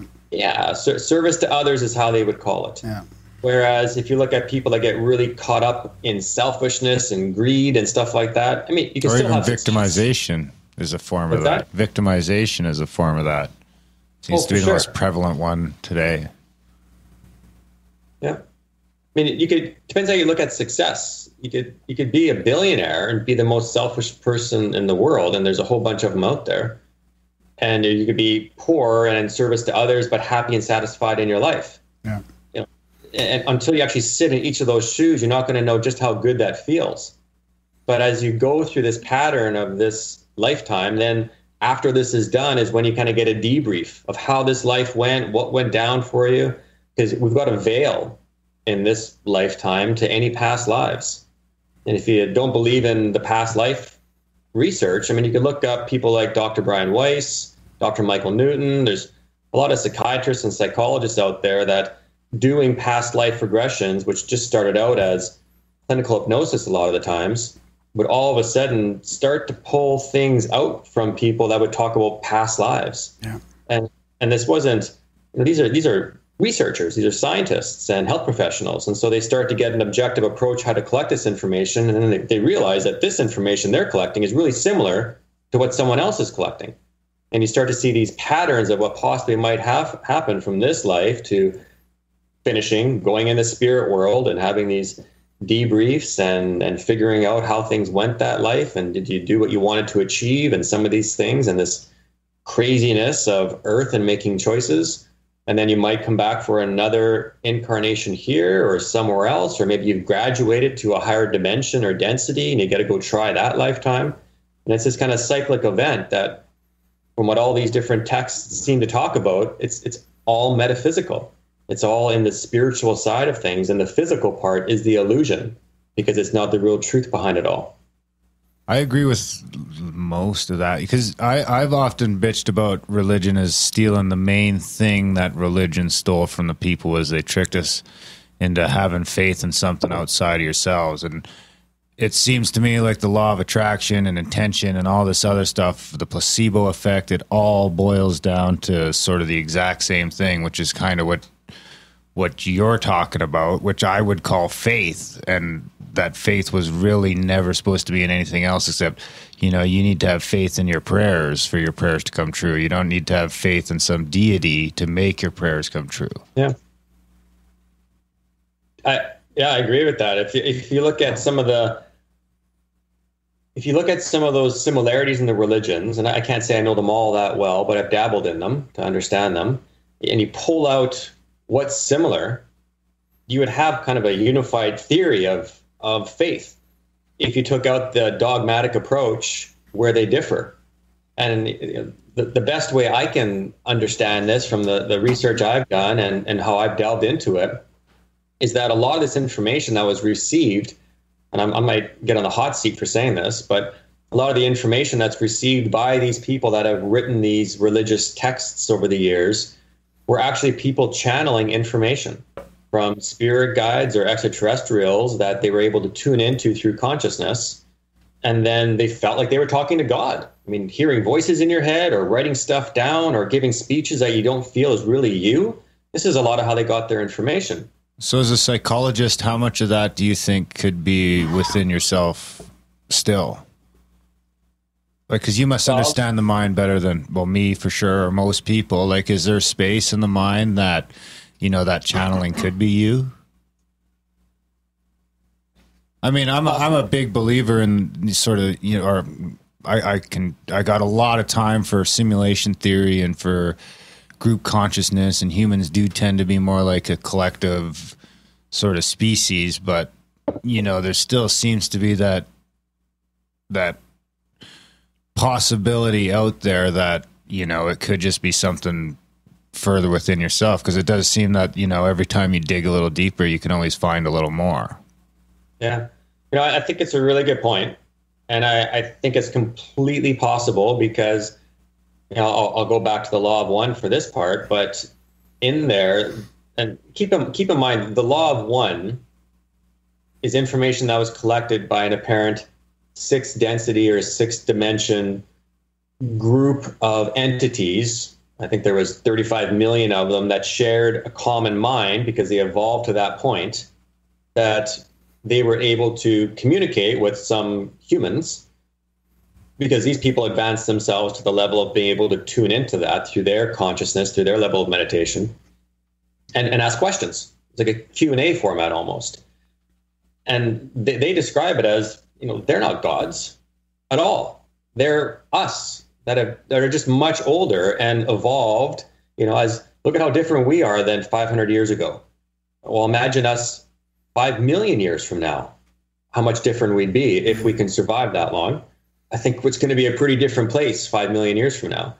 So apparently this is just what's happening out in the cosmos is these entities are out there and then they come to assist us. and they assist us in some ways, maybe, flashes of UFOs or even possibly landings, which I don't think is really happening much now for other reasons. But they explain that we are the creator. We are a spark of the original spark. We all have the full potential of the creator inside of us. All of these different densities and dimensions that we're apparently going through, and all this metaphysical consciousness development apparently is all inside of us. It's just a matter of us activating it. And so what these experiences do for us is help us activate some of these things through the difficulties and struggles and suffering that we do over time. And so depending on what you're going through and how you tend to do this work or contemplate or meditate on these things, you could activate all these things. And they explain that someone could activate a large number of these different chakras inside, these energy centers, to unblock things, to have this infinite energy, this intelligent infinity. Or I think they call it a infinite intelligence, can flow through you. And you could technically unlock and access different parts of you that would do exactly what you're saying. Yeah, like ultimately we're all connected. It's all one. Like, we are God. We're like... Yeah, every time I drive down the freeway, I can't help but feel like a fucking ant. Yeah. It's just all these cars are driving just perfectly, like 6 inches from each other, and it's depressing, kind of. But, what's interesting in that sense is that, that does seem to be there. I wonder if enough people start doing the CE5 thing, if that in itself propels the thing, like the 100th monkey sort of idea. I think I read that book you recommended as almost like a prerequisite to the law of one. It's called The Secrets of the UFO. And I think it talks about that in there actually, but it was a really interesting book. I mean, it's very non-dogmatic, very, accepting. And I can tell that's probably, I haven't read through the law of one yet, but I can tell that's kind of what the law of one is going to be about as well. It's like acceptance, a lot about service, a lot about that. But I think they talk about the level of awareness and the people that are I don't remember if they put a number to it. I don't remember if it's 10% or if it's I can't remember. Do you know Kyle, if they talked about that at all? Yeah, so I've heard it explained different ways. I've heard it takes 1% of a population to have focused mass or collective consciousness, if you will, on shared thought to be able to manifest something that would, overpower in a positive way the 99% that is kind of mixed up and partly negative and partly positive and, not collective. A unified 1% can make that shift. And in the law of one, they talk about it as if you have different people on different paths. Let's just take people confused in the middle. I don't know if I believe in metaphysical, but I know there's physical, but I know there's more to life. Those kind of people. And they're all having their thoughts throughout the day. Maybe these people even sit down and pray or meditate or try and do some sort of focused work on their consciousness. They're kind of going, well, this is one thought that's kind of like that. Here's another one. Here's another one. Like they're all separate thoughts that in a little bit align together to have this co-creative consciousness. But when you have people that are really positive, they're very similar in their thinking, it becomes almost exponential. So they calculate it as 1 + 1, 2, another person, 1 × 2, 2 × 2, 4, another person, 4 × 2, 8, another person, 16, another person, 32. So it multiplies that way.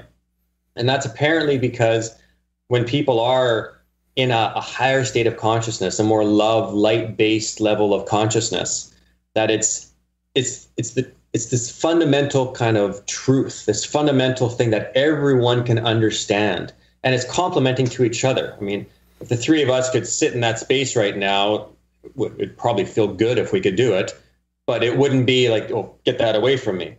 So if you're doing it on the negative side, if the three of us were doing that with real negative thoughts, we wouldn't have that multiplication effect, because we're not going to align that similarly, and we're not going to want these things. Your negative thoughts can be yours and mine. They're not going to totally align. And does that make sense? Yeah, what that's happens really when interesting. Well, yeah. go like this and actually elevate more and faster. So when those do start to align, is that when we get some of the biggest horror stories in human history? We're getting them right now. Yeah, in some ways. Look around. Look how polarized things are right now. And this is usage of words from the law of one. Polarized. So you can be positively polarized, doing more service to others, more good things, and more negatively polarized, more service to self and selfishness. Look at where we are right now in the world. It's like so much fear, so much worry, concern. Like we're on the brink of war how many times a year right now? And there is war going on all around the world. And there's revolts and riots in France and other places right now. That's like, what's going on? And then the other side, we have environmental concerns, and people want to save the ocean, and people want to make a difference for the earth. People are realizing, wow, if we keep this up, we're actually killing that thing called the earth right now that we kind of need. And so you get this kind of polarization right now. And some people, a lot of people are stuck like, okay, I'm over here a bit, I'm over here a bit, or I can't stop watching the dog and pony show, but I know I should be over here. And this kind of negative side tries to pull us in. It tries to harness our thoughts, which we now know are energy. It tries to harness our co-creative thoughts, because if we're all worried about something and something's on the news and we're all glued to what Trump is doing tomorrow, we're actually feeding our thoughts into that. And then we start making decisions based on what we're thinking. Does that make sense? Yep. Yeah, but I also read a stat that more people canceled their cable in 2017 than did in the last 10 years combined in North America. Really? Yeah, so I mean, in a lot of ways, I can get caught up in that it's a terrible time too. But then, I mean, I was just listening to one of Dave Rubin's shows today that was talking about a guy that was kind of, behind the scenes. You're hearing about how terrible it is, but there's all this sort of stuff that's happening behind the scenes that no one's talking about. That, I mean, we were at Jordan Peterson last night, and he sort of said the same thing. He's like, despite what you've heard, it's still sort of probably the best time to be alive. I think what I was getting at with the aligned malevolence or negative thoughts, I was wondering if that's sort of when you get genocide from one culture on another, is when you can sort of get an entire group of people that can get their negative thoughts aligned.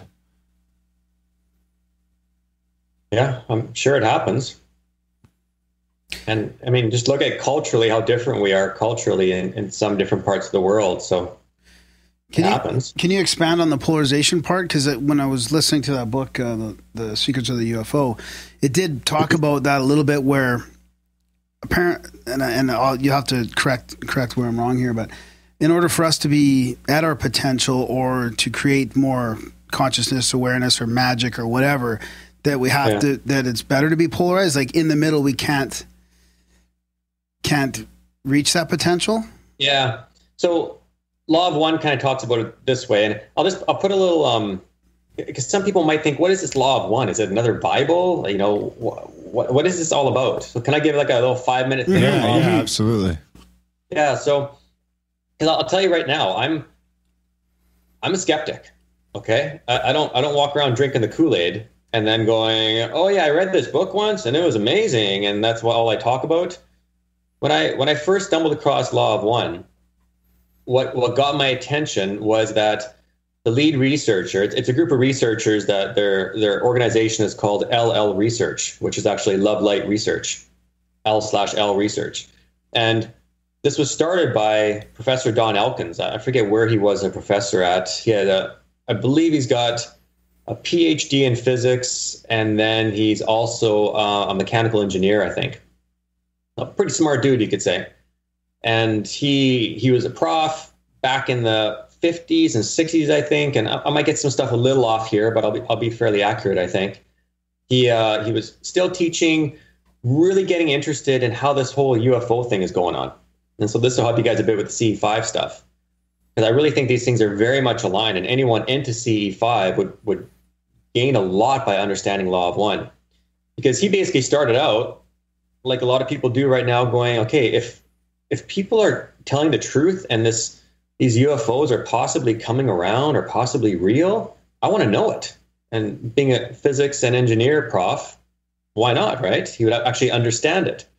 He was also getting his pilot's license at the time too. So he started traveling around. He was working with MUFON a bit and some other organizations to actually go meet with people that said they were contactees or receiving information, doing research in this area.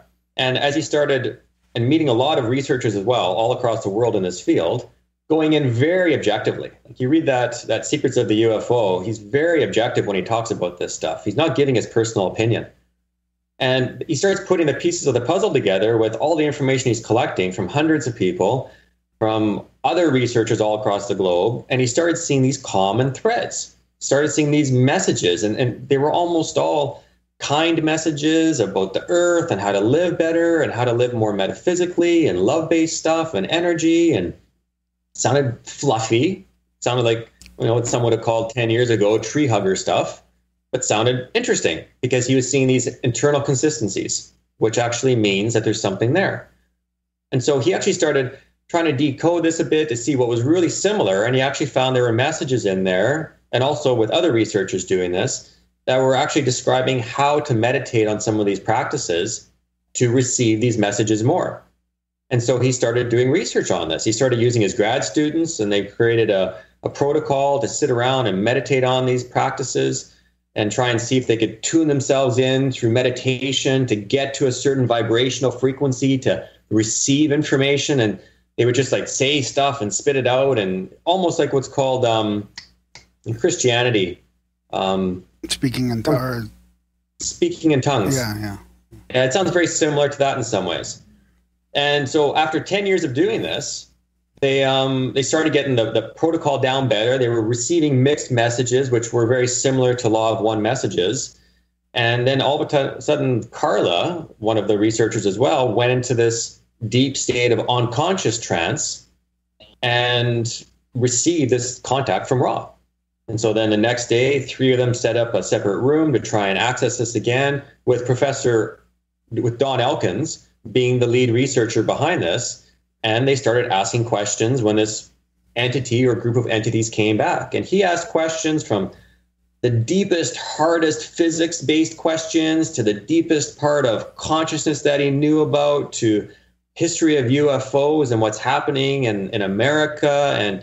And the information coming out not only validated what he already knew as being a researcher in the area, but gave him more information that led him to other sources and more information.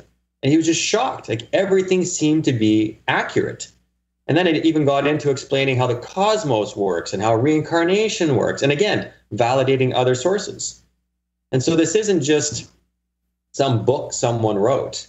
This was a research team that had been researching this already for about 20 years and then came across this contact. And with a very systematic approach, they tried to collect the research from this to be able to make kind of an approach to say that this was as scientifically collected as we could do. They recorded it. You can listen to the audio recordings. They wrote that book. They wrote a bunch of other books on it as well to explain it from other angles. And it's just absolutely fascinating information for anyone interested in UFOs, reincarnation, physics, how the universe works, consciousness, meditation. A lot of it is just explained better than any other text I've read in that one collection of books. It's really fascinating stuff. So the polarization part. So they talk a lot about polarization, and they talk about it from almost like electricity. You have to have a positive and a negative charge. And so if you're too much in the middle, you're not creating that charge between the positive and negative. And so apparently that's also why this happens so much on Earth, because when we have these great polarities like we do right now, a lot of work gets done because it's so polarized and it's so charged. Does that make sense? Yep. And to the point where I almost look at it as it's like an elastic band being pulled. And then all of a sudden, I don't know, but I mean, are we at this ascension time, this precession of the equinox where something big is going to happen? I don't know, but we seem more polarized than we ever have before. Yeah. And so if someone is in the middle, kind of on the fence, well, they're probably not going to see a lot of big changes in their life. They're not going to really see a lot of the stuff happening. If someone's more on the negative, well, they could do a lot of, as it's called, work, metaphysical work with this polarity of charge. And if you're on the positive side and you're doing that sort of stuff, then you'll see a lot of things as well. So how do you define the negative and positive if so much of it is based on people's perception? I mean, it really does feel like the people on both sides would say they're on the positive side. So does it matter? Yeah. Because if the good and evil isn't really good and evil, like I believe the law of one is kind of similar to Grant Cameron's thing lately, where it's like so much of it is perception based that doesn't matter as long as you are charged in some way. Oh, so there's fundamental rules, they say, and this plays into the love and light thing. And so they say there's distortions. We all have distortions. And our distortions is our perception of something. Yeah. And so we are constantly perceiving things differently. So we constantly have distortions of things. And that's part of the experience we have to figure this stuff out in our own way. But as you're looking at things, you can use some of the secrets, if you will, some of the information in these texts and really well written in Law of One around how to make this work for you. Keeping in mind, apparently, it's also been used for the negative. So apparently Ra made contact with the Egyptians some time ago, the hawk head god Ra, and they were unfortunately taken as a god. They gave this information to try and help the Egyptians because they were quite high in their spiritual level. Unfortunately, they were polytheistic in their viewpoint towards God, and Ra thought if they were down to one god, they might really advance consciously. And it didn't work. They gave some of this information out. They tried to assist, and the elites took it for themselves. And they used it on the negative side, which Ra was apparently shocked about, that entities would want to use something so powerful in a negative way.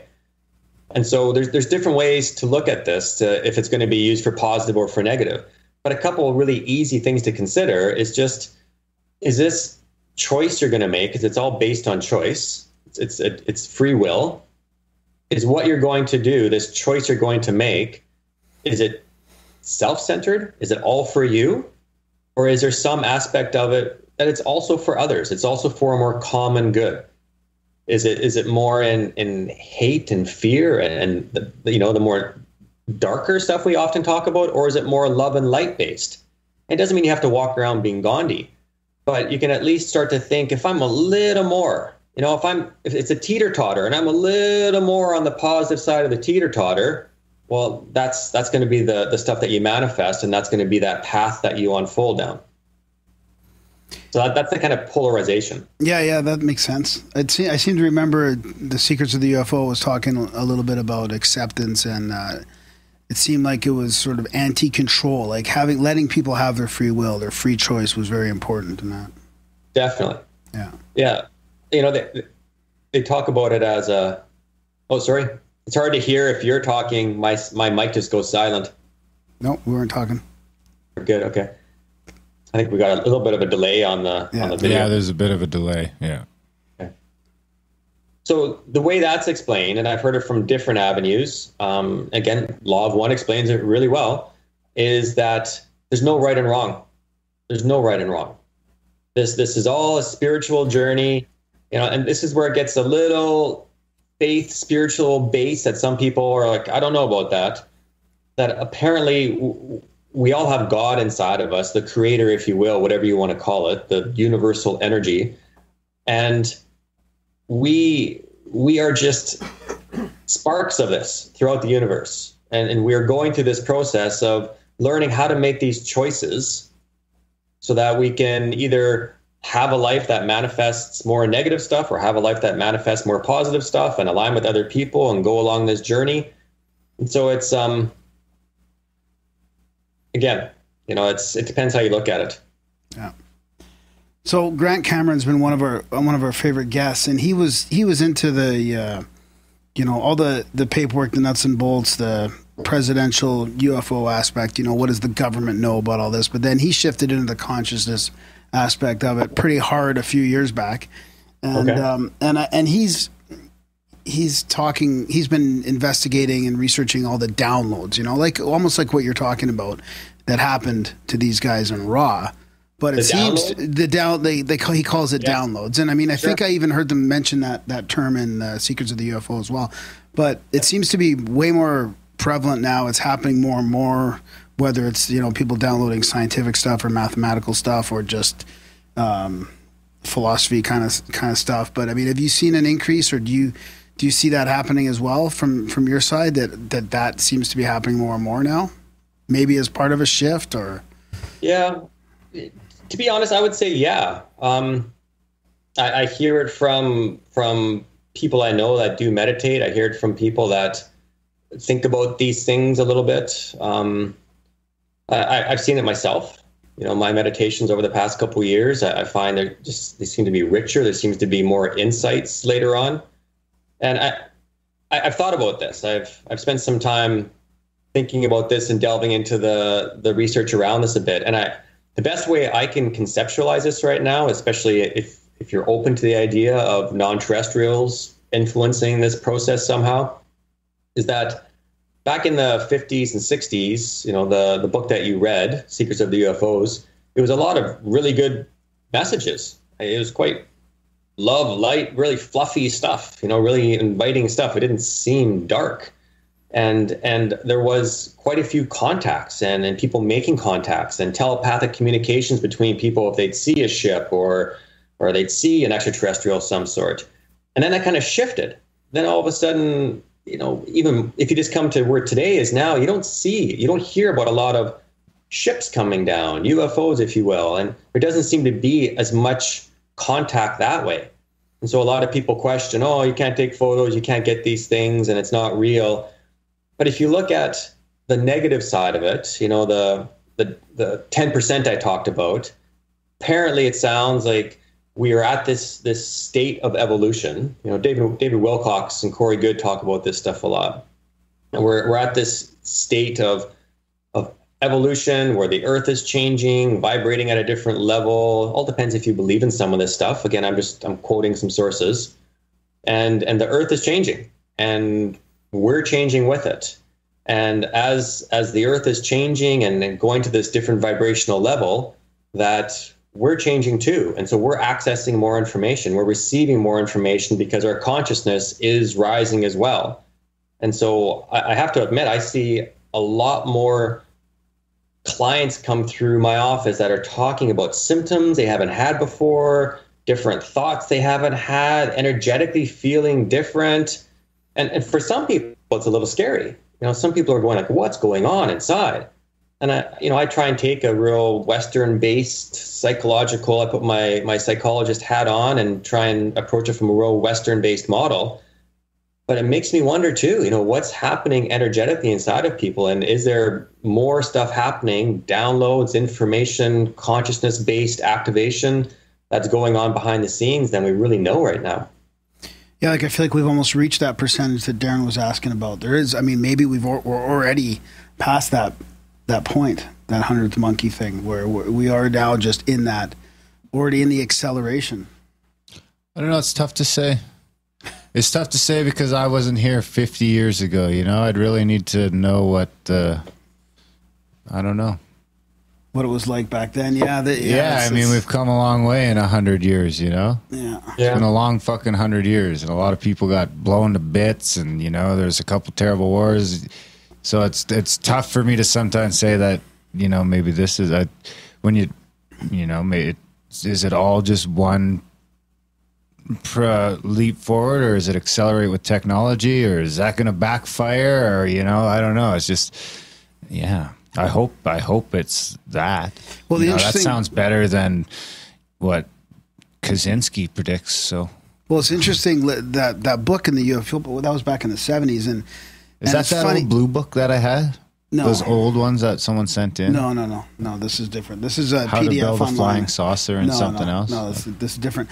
But because that was very similar with the love and light and stuff like that. Well, that's what I was going to say. Is like a lot of our topics end up being about how many of our shows end up being about love? I think it's like 50%. Alan has me at like fucking 15 times or something like that, saying love ends up being the answer again. And this is like that Secrets of the UFO, daily meditation, love, and seeking and service are like the key parts of it. I mean, and this is like what we've been hearing on this show. Almost no matter what topic we're talking about, it all comes back to like meditation and love. All you need is love, baby.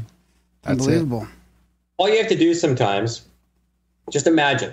Okay, let's just imagine that we're not alone in the universe. Pretty good chance of it, hey?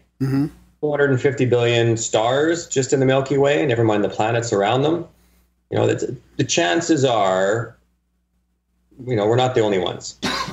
If some of these civilizations advanced past the point we are, do you think they would be a war-based, fear-based social group? You know, they probably would have had to figure out that either they're kinder to each other and they find a way to make this work in unison and you know, get away from the hate, the anger, all this stuff, and to make it work together. Otherwise, they probably wouldn't survive, because we're not far away from blowing up this whole planet or killing it. You know, and we're not very old. Yeah. Yeah, I agree with that. I think we're older than we think. No, but I agree with that. I agree with that, but I think we're older than we think. Yeah, that's true. I mean, did Ross say anything about that? I wanted to ask you about the last, like the end of the last ice age and how our advanced civilization, like, does Law of One talk about what it was like 30,000, 20,000 years ago here? I was actually going to say, synchronistically, when you mentioned the procession, I was reading an article today that they're saying that this cave art in France, that's 40,000 years, or sorry, in Turkey, Turkish scientists have now said that these fucking cave paintings that are 40,000 years old accurately depict the precession of the equinoxes. I don't doubt it. Isn't that crazy? Know, you look at the Mayan calendar, you look at these different Egyptian historical informations, a lot of these things align.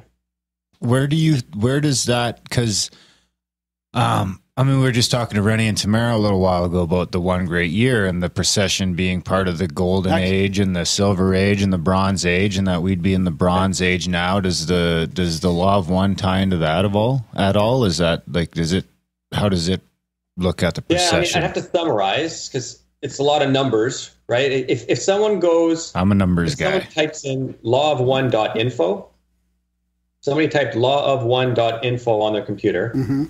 That's kind of the research site that they've left up. It's like a separate site that is just the raw material that they channeled for 3.5 years. Oh, yeah. Okay. Wow. Okay. So it looks like an old website. Yeah. Looks like an old website. You can see it's 106 things on there. That's 106 sessions they had. 106 times they sat down to try and channel raw. And then you can click on, say, one, and you could scroll down. You'll see a little blue arrow. You could hit play and you could actually listen to the channeled session.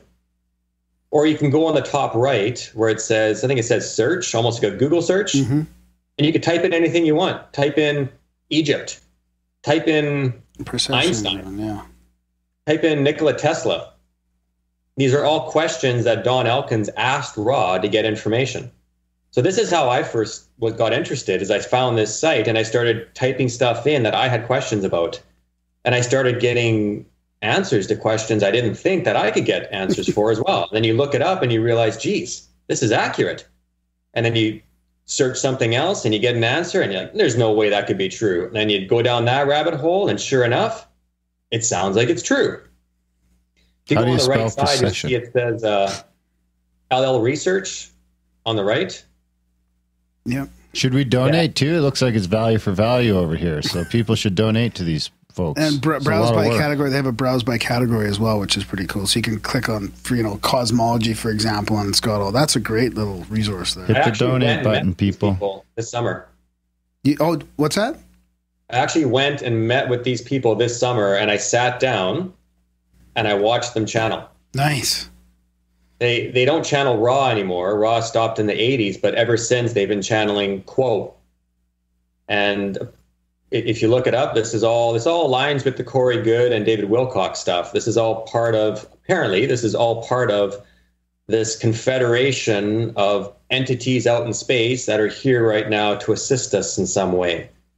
They don't just jump down and be like, hey, here's what you do, because that impacts our free will. But if you meditate, if you do these things, if you watch the metaphysical, you might get little cues along the way. And so, I mean, that's a great website, just if you got an odd question about Law of One. Yeah. But generally speaking, they talk about it as these 25-year cycles approximately. that we're at the end of this 76 or 75,000 year cycle, which aligns with the Mayan calendar and all this stuff, this 2012, remember that hot topic of 2012. And apparently we are going through this transition stage right now. That's why things are so polarized. That's why there's so many earth changes. That's why there's these solar flares happening. That's why there's more earthquakes. It's interesting. Again, it aligns. So that just because it aligns is an interesting fact to kind of delve into deeper. Yeah, definitely. We got a question from the chats here. And we got from Deep Thought 42. When you guys talk about the law of one, could you ask if it's true that once you read it, a person is bound to it? No, it's not true. There you have it. No, the way it works is the way that's explained in the law of one is that if you are really delving into this stuff and you want to access other information, maybe get into a real meditative practice and try and get some of these downloads like people are talking about, the information that you get, the way they kind of word it, or if you read the law of one and you get a lot of insights from it, well, you've just got more tools in your toolbox, because you can't unlearn something. So when you start to learn these things and it starts to enrich your life or it starts to impact your life or other people's lives, you've got a tool now. And so now it depends what you do with it. Either you drag it around and it's a ball and chain on your ankle, or you actually use it. As a mace. What's that? As a mace. Bash. I guess. No, I feel like it's one of those things that if once you read it and you get to a certain level of awakening or whatever, you can't go back. You can't, like you said, you can't unlearn it. You're changed forever. Like that's probably just what that means, really. Well, I'll put myself on one of those books, eh? It's one of those books that just once you crack it open. I'll put myself on the hot seat here, okay? So I've delved into these things in a lot of different angles. Partly personally, just because I find it interesting and I consider myself a researcher of life. If there's stuff out there that are secrets in how this whole life thing happens, I want to know. And then at the same time, I work as a psychologist. So if some of this stuff could assist my clients as well, hey, great. But I'll tell you something that's changed over me the past few years is I've always had a big heart. I mean, I was a firefighter for 10 years on the front lines. I didn't do that because I didn't care about people.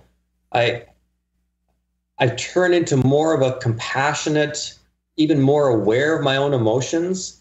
I can even say the word love in a sentence and not feel awkward. Whereas, the guy growing up didn't talk about this stuff. So this stuff, and I'm not just talking law of one, I'm talking all this metaphysical love, light stuff. Before, it just used to sound like fluffy words to me. Love, light? What? But when you actually delve into what it is, and you start applying it to your life, and you start to see how it impacts your relationships, and you start to, like, for example, I look at you two. I don't look at you two right now as a couple dudes. I guess I kind of do. One with a pretty cool toque.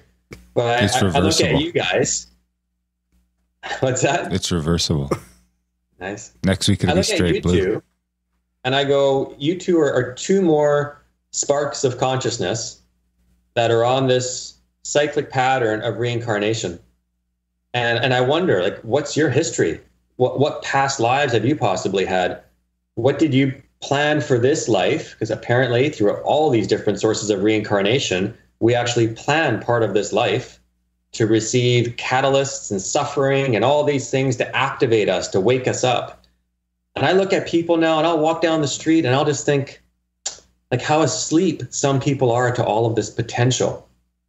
Or to even look at someone and wonder, what if someone's looking at me the way I'm looking at them? Do you understand this stuff? Do you think this way at all? Or would you rather just talk about some stupid drama that's on Friday nights or something? It starts to change the way you look at people and the way you start to think. And if you're sitting in a room of people talking about these topics, yeah, you can joke around and make fun of it and stuff, but it hits home. Like, there's something in here that is interesting and you want more. And like, it's got some, you can't really explain it. It's got something that you can chew on. You know what I mean? And so it does change you in some ways. And I don't really think it's a bad thing. It's only made me a better person. And I don't hear anyone else that seems to say it's made them a worse person. Yeah, I've recently went through something like that on my own over the last year or so. I didn't read that book. I read some other ones. But it does, I would definitely agree that there does seem to be a movement these days that even 5 years ago didn't exist. And I mean, there's a thirst for it. I mean, Graham and I, again, we'll talk about last night, but Graham and I went to that lecture with Jordan Peterson last night, and we sat there. The place was fucking sold out, and he sat there and told people not to be resentful or arrogant for an hour. And people paid money and go, and it blows me away that, that we're here. So that's sort of that, I guess, when I look at things that way, maybe I can get on board with you that we are in some sort of hyper acceleration, because that's something that, I mean, it blows me away that people are starting to show some accountability on at a measurable level. We got another question from the chats. Friend of the show, Jim Lee, hanging out. He's got, ask Kyle, have you ever heard of Alexander Chizhevsky and sunspots and mass excitability? No, the name sounds familiar, but I'm only thinking that's because David Wilcock has done some amazing research in some of these areas. His book, The Source Field Investigations. Oh, I read that actually. Actually, I listened to it. Man, wasn't that motherfucker like 27 hours? That's deep. Graham had a bunch of synchros with that book. I remember. Yeah. Wow. It's deep, and it's written at the level of like a PhD in each of those fields. He did amazing work with that book, and the references and resources he puts in. But no, I can't say I'm familiar. He gives us a little breakdown a little on. Jim Lee's been on the show before. He's our resident geoengineering expert. I actually just told him he's going to have to come back on. We'll back on. We're going to have him back on in January. But he does a little. Actually, we got a couple questions here, so I'm going to go to the chats here for a few minutes. He says, Chizhevsky proposed that human history is influenced by 11-year peaks in sunspot activity, triggering humans to act upon existing grievances and complaints through revolts and revolutions. Interesting. Next question from Brady Ackroyd. Has Kyle gotten to experience out-of-body experiences due to consistent meditation? Ooh. I would say yes and no. So it depends how you look at it. Some people will talk about having these out-of-body experiences where you can actually turn around and look at yourself and move places and go through walls. I haven't met anyone firsthand that's done that, but I've definitely on many occasions had such deep meditations where I can't even tell if I have a body. It's that word omnipresence, omniscient, and you almost feel as if you're vibrating, and then it's almost like a release, and you just feel expansive. You feel as if somebody could walk up and hit you with a baseball bat and you wouldn't even move because your consciousness is just everywhere. And I can't say in that space I feel like I'm any one thing that can turn around and look at myself. I feel like I'm everywhere. It feels as if all the energy of anything that could interact with me right now is just vibrating. That's about the closest I can compare. We had another question from Jewel. Does Kyle use the Merkaba method, or does he just step out of his body for CE5? I don't even know what the Merkaba method is. Merkaba? Yeah, I think that's actually looking at it rotating. Yeah, no, I don't know of that specific method. I know that you can picture it in your mind's eye, and you can look at the different corners and picture all the different triangles of it, and try and picture that shape. I personally, and I feel a little ripped off, I don't have a good mind's eye, you could say. I don't close my eyes and see a whole lot of stuff when I meditate. I feel quite ripped off. Yeah, I have the same problem. Come to Calgary, we'll get you boys jacked up with some mushrooms and all sorts of stuff. No. We got another. I'll go one more from the chats here from Human Garbage. Have you ever communicated physically with a UFO or received some sort of response? Yeah. Can't say I have that I'm aware of consciously, but I've definitely downloaded or felt like I've received information. Sometimes I'll come out of a meditation and just go, and I'll have a thought on my mind that I wasn't even thinking about. And I've got a whiteboard in my office back here, and I'll just start writing stuff down. It's almost, I call it my mad scientist sometimes. And I'll just start writing stuff down. Next thing I know, I've got some interesting stuff I put together that I didn't really understand I was even contemplating on. So, but to actually say I've telepathically interacted with a UFO or an ET or something, no, I'm still waiting for that one. What about when you get flashbulbs and stuff? Are you asking questions? Are you interacting at all that way? Like when you meet with your groups through CE5s? Because I could almost say that we do in our groups. Yeah. What do they say? No, it's not. It's just flashing. It's like a just. Oh, I wonder if it's Morse code. You should write it down. Dot dash dot. Maybe it is. Maybe no one's thought about that. Yeah. You're rolling your eyes at me. Meanwhile, he's been spelling. Maybe these aliens have been just trying to give you Morse code. There's like these fucking guys are not figuring this out. They just keep saying they love us.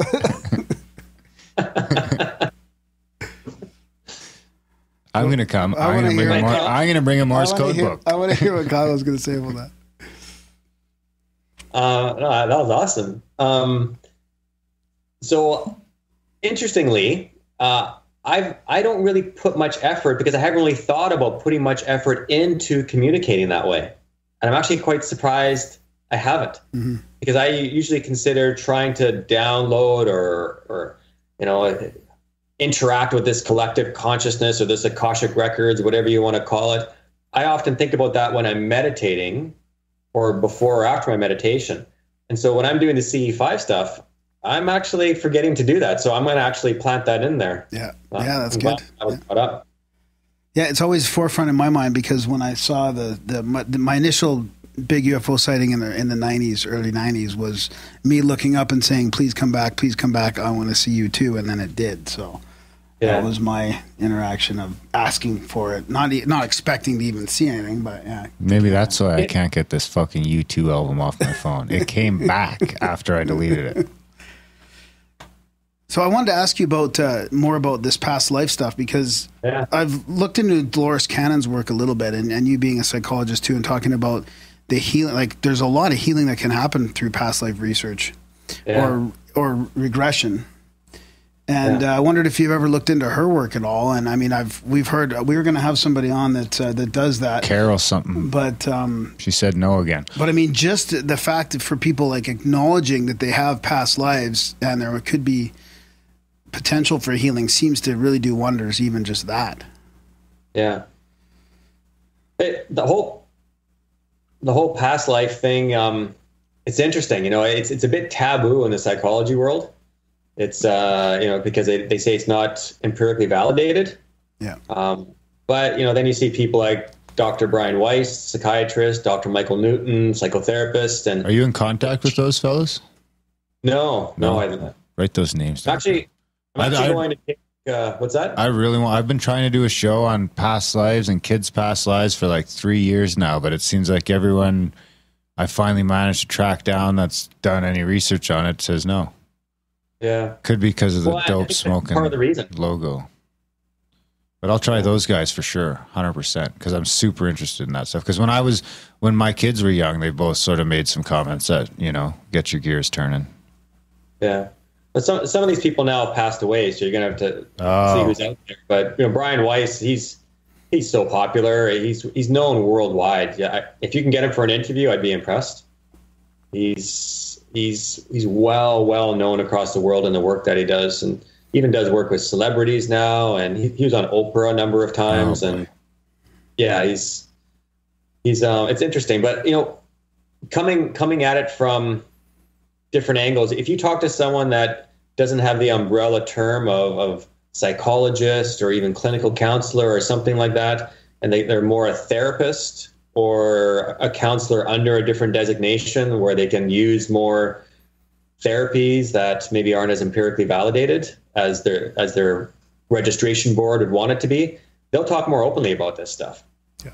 But you're not going to find too many psychologists that are going to come on here and say, yeah, I do past life regression work with my clients.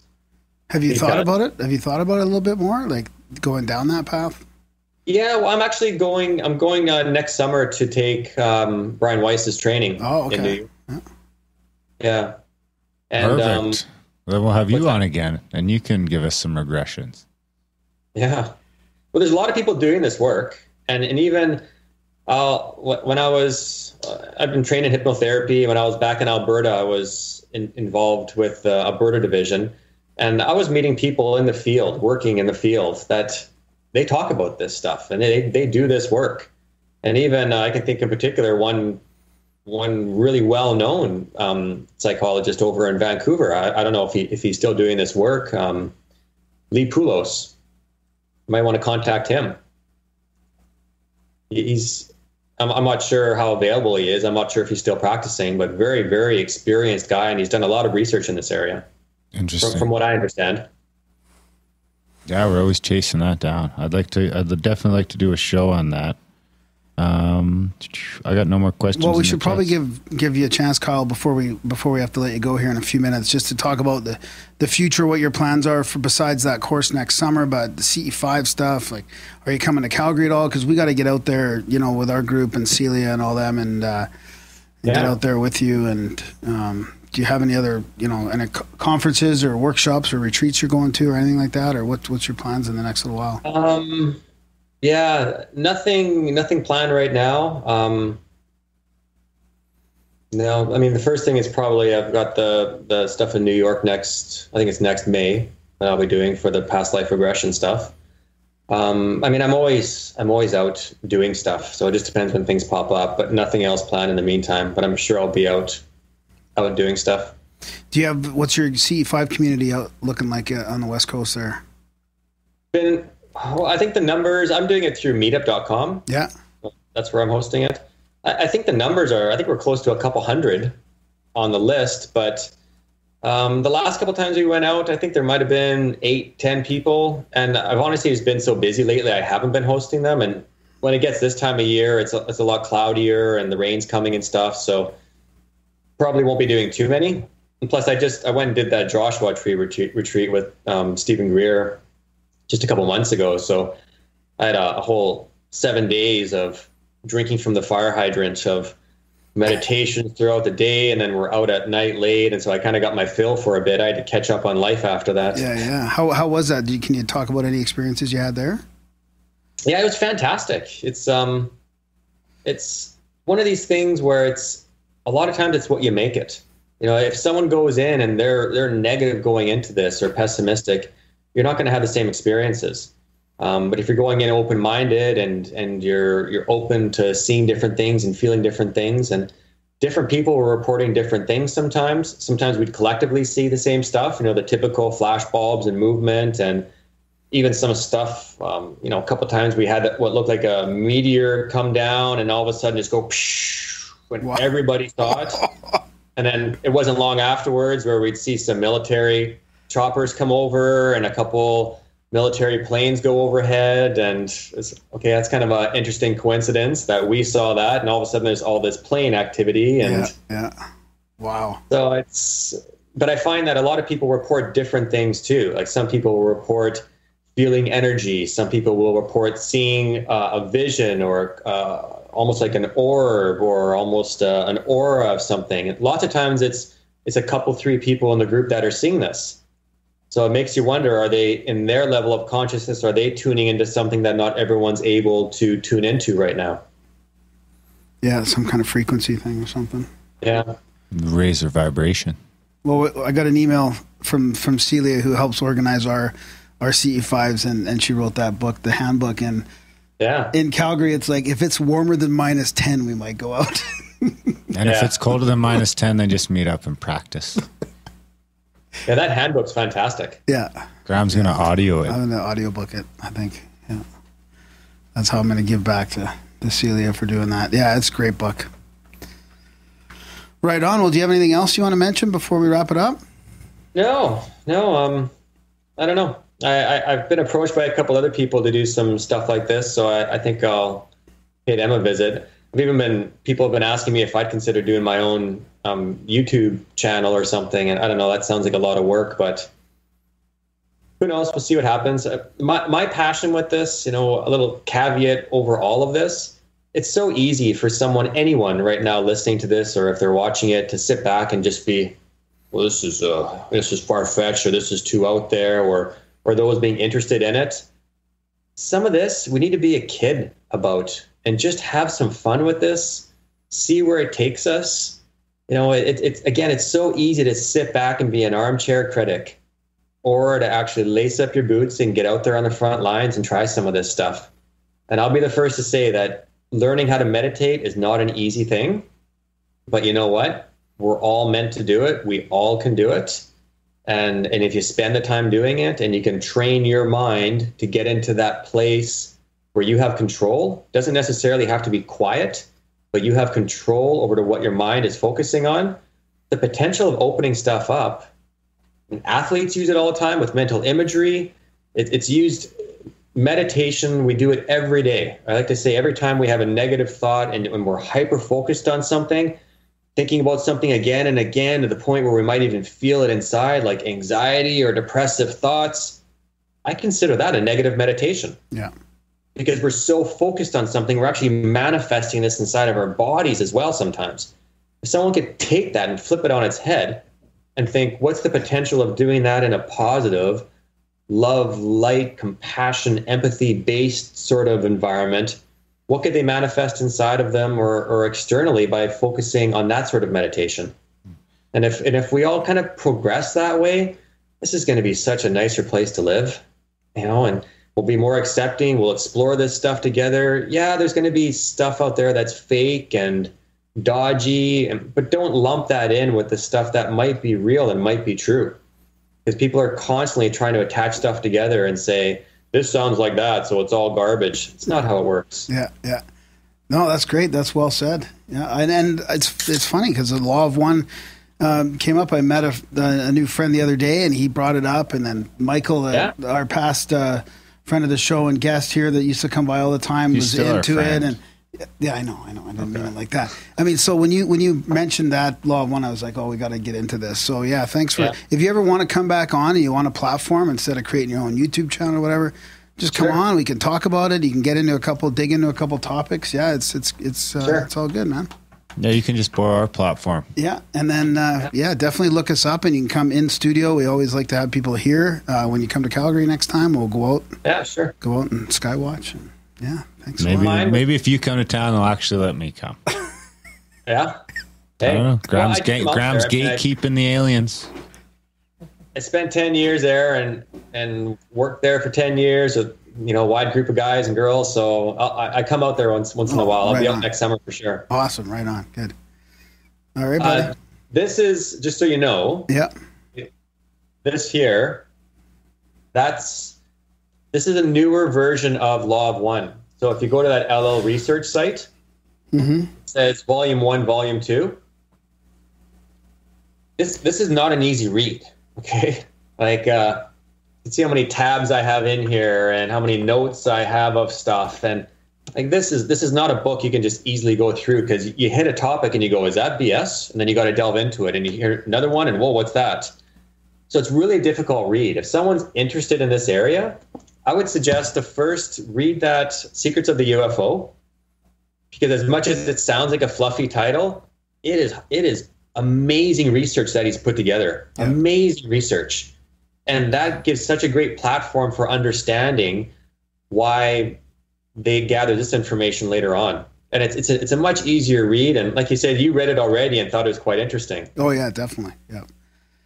What about it's a deep read. Is that the volume 2? Did you say then that one? Well, this is volume 1. Oh, that's volume 1. Okay. Yeah. The Secrets of the UFO is basically Don Elkins explaining his research up to the point when this happened. Yeah. This is just a collection of questions and answers that he asks along the way, and it's got amazing definitions in the back of how these entities try and explain things so that we're not distorted in what they're explaining to us, because they use very precise language. Yeah. But again, it's question and answer. So you're hunting, waiting for stuff. It doesn't really give a nice flow to things if you're looking for that. What about on audible.com? They have the only law of one book they have is Living the Law of One, and it's 101 The Choice. Have you heard of that? Yeah, I've read it. Well, Okay. I listened to the audiobook. Oh, yeah. Oh, you did. Okay. Yeah. Yeah. And the guy who narrates that is the last surviving person from the main 3-person team that actually channeled the Law of One. Okay, cool. Amazing. He's the one I sat with, and I saw him channel Quo right in front of me. You can actually read it online at their website. I think it was September of this year. And I asked some questions around reincarnation and past life regression with Brian Weiss's work. And I asked some of this stuff to this group of entities and got some really interesting answers that, they were accurate. They wouldn't be manufactured or fabricated by someone that didn't actually know that information. Wow, that's great. Yeah. All right, I'll put a link. I'll put a link to that in the show notes as well. And then is there a way people can contact you or get a hold of you, or if they have more questions? Are you out there on social medias at all or anything like that? I'm not really. I'm not putting myself out there yet because I'm pretty busy with my own work, and I spend so much time doing research in these areas. It's tough. Yeah, no, that's good. Just wanted to ask. Yeah, that's all good. She's just trying to trick you into giving out your email on the show. When that happens, you'll be one of the first to know. How's that? All right. Okay, good. Yeah. And I'll pass it on. Right on, buddy. Right on. Well, thanks for coming on the show, Kyle. Come back anytime. Yeah. And thanks for having me. Yeah, enjoy the rest of your night. Will do. Okay. Take care, guys. Thanks, buddy. Okay, see ya. See ya. Now's our chat with Kyle Cheveldayoff. What'd you think, buddy? That was fun. It was a big C5 Love Fest. Yeah. Yeah, it was fun. You were a bit of a dick at the beginning there. Was I? F-bombs in there. Just, yeah. Take it it's easy. like usually, after all of a sudden you're jumping in, asking all the questions. Oh, yeah. That's right. I need some answers. Yep. I can't get them out I of like you. it. You're almost close to coming out with us now. Yeah. I don't know about People that. have been asking about you. They want you to come out. And I said I'm going to bring you out. So I think you're almost ready. After a couple of years of you shouting me down, I don't know if I want to come out. See, this is how it's going to work. This is how it's going to work. You're not coming. That's right. We'll see. Maybe this summer. that was fun. That was good to chat with him. By summer, you might have me convinced. So, yeah, big thanks to Kyle for coming on the show. I think we need a Law of C5. One book for the studio. Sure. We can just I'll order a browse couple. through it. Should Maybe I that order? can be Is our it new 2 volumes? Maybe that can be replace the UFO quote of the week. We can just read question and answers out of the Law of One. People aren't too happy about the UFO quote of the week going away, so I might just let you keep doing it. There's not a lot left. I just have to start making them up. After 5 years, I'm running out of content for They're that. way past it. I don't think there was 300 profound UFO quotes. Yeah. You think so? Profound? You think they were all profound? They're all profound, yeah, of course. They're all like... Any quote about a UFO is profound. Is that a UFO? This is from government officials, police officers, Air Force scientists, politicians, famous celebrities. I'm going to start putting a profound non-UFO quote of the week in the newsletter, I think. What I meant to say to Kyle as well is that since we've been doing the show 5.5 years, the UFO topic has really changed and evolved, I feel like. And I don't think it's just because we're doing this, but there's definitely way more acceptance to it. Oh, yeah, maybe, yeah. I wouldn't argue that. It's funny we talk about it less. And it's funny, when we started the show, I figured we'd be talking about UFOs like once a month. As opposed to what? I don't know, what do you think it is? Let's say it's once a quarter. Oh, you mean as a show topic? Well, yeah. And it's always coming up when people send their sightings in, and I talk about the C5 locally here, and we do the UFO quote, so it's always coming up. But yeah, the topic itself, yeah, you're right. I thought it would be more often too. But there's so many other things to talk about. Oh, yeah. This goes on and on. You could do a show every day about a different topic. Yeah. We could have a Monday show, a Tuesday show, a Wednesday show. We could. One day. Fuck, you need a lot of support for that. Jeez. Yeah. Anyway, big thanks for tuning in. We got more people saying keep the UFO quotes in the chats. Anyway, big thanks for tuning in, guys. Big thanks to Kyle for coming on the show. Do check out grimerica.ca/support. Sign up for a monthly of some fashion.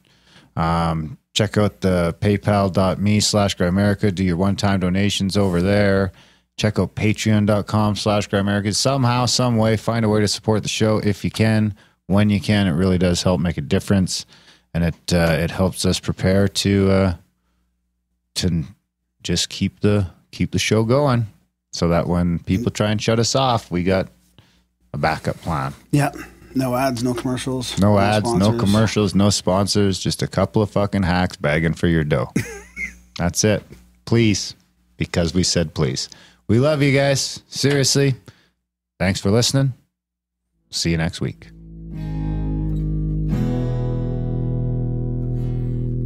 No longer anxious with time. No longer in my prime. A sliver of wisdom, a taste of ambrosia. Perfectly fine in my skin, even on a rainy day. Unraveling holograms, sifting through beach sand. You see a flash in the pan, a metal detector, a fool and his folly. Snug as a bug in a rug in my humble abode. Perfectly fine in my skin, even on a rainy day.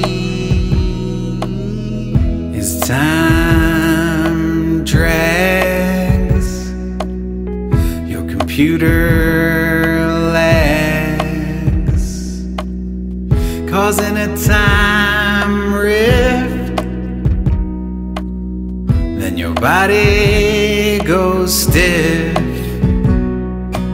building up and building up and building up and breaking down and building up and building up and building up and breaking down and building up and building up and building up and breaking through.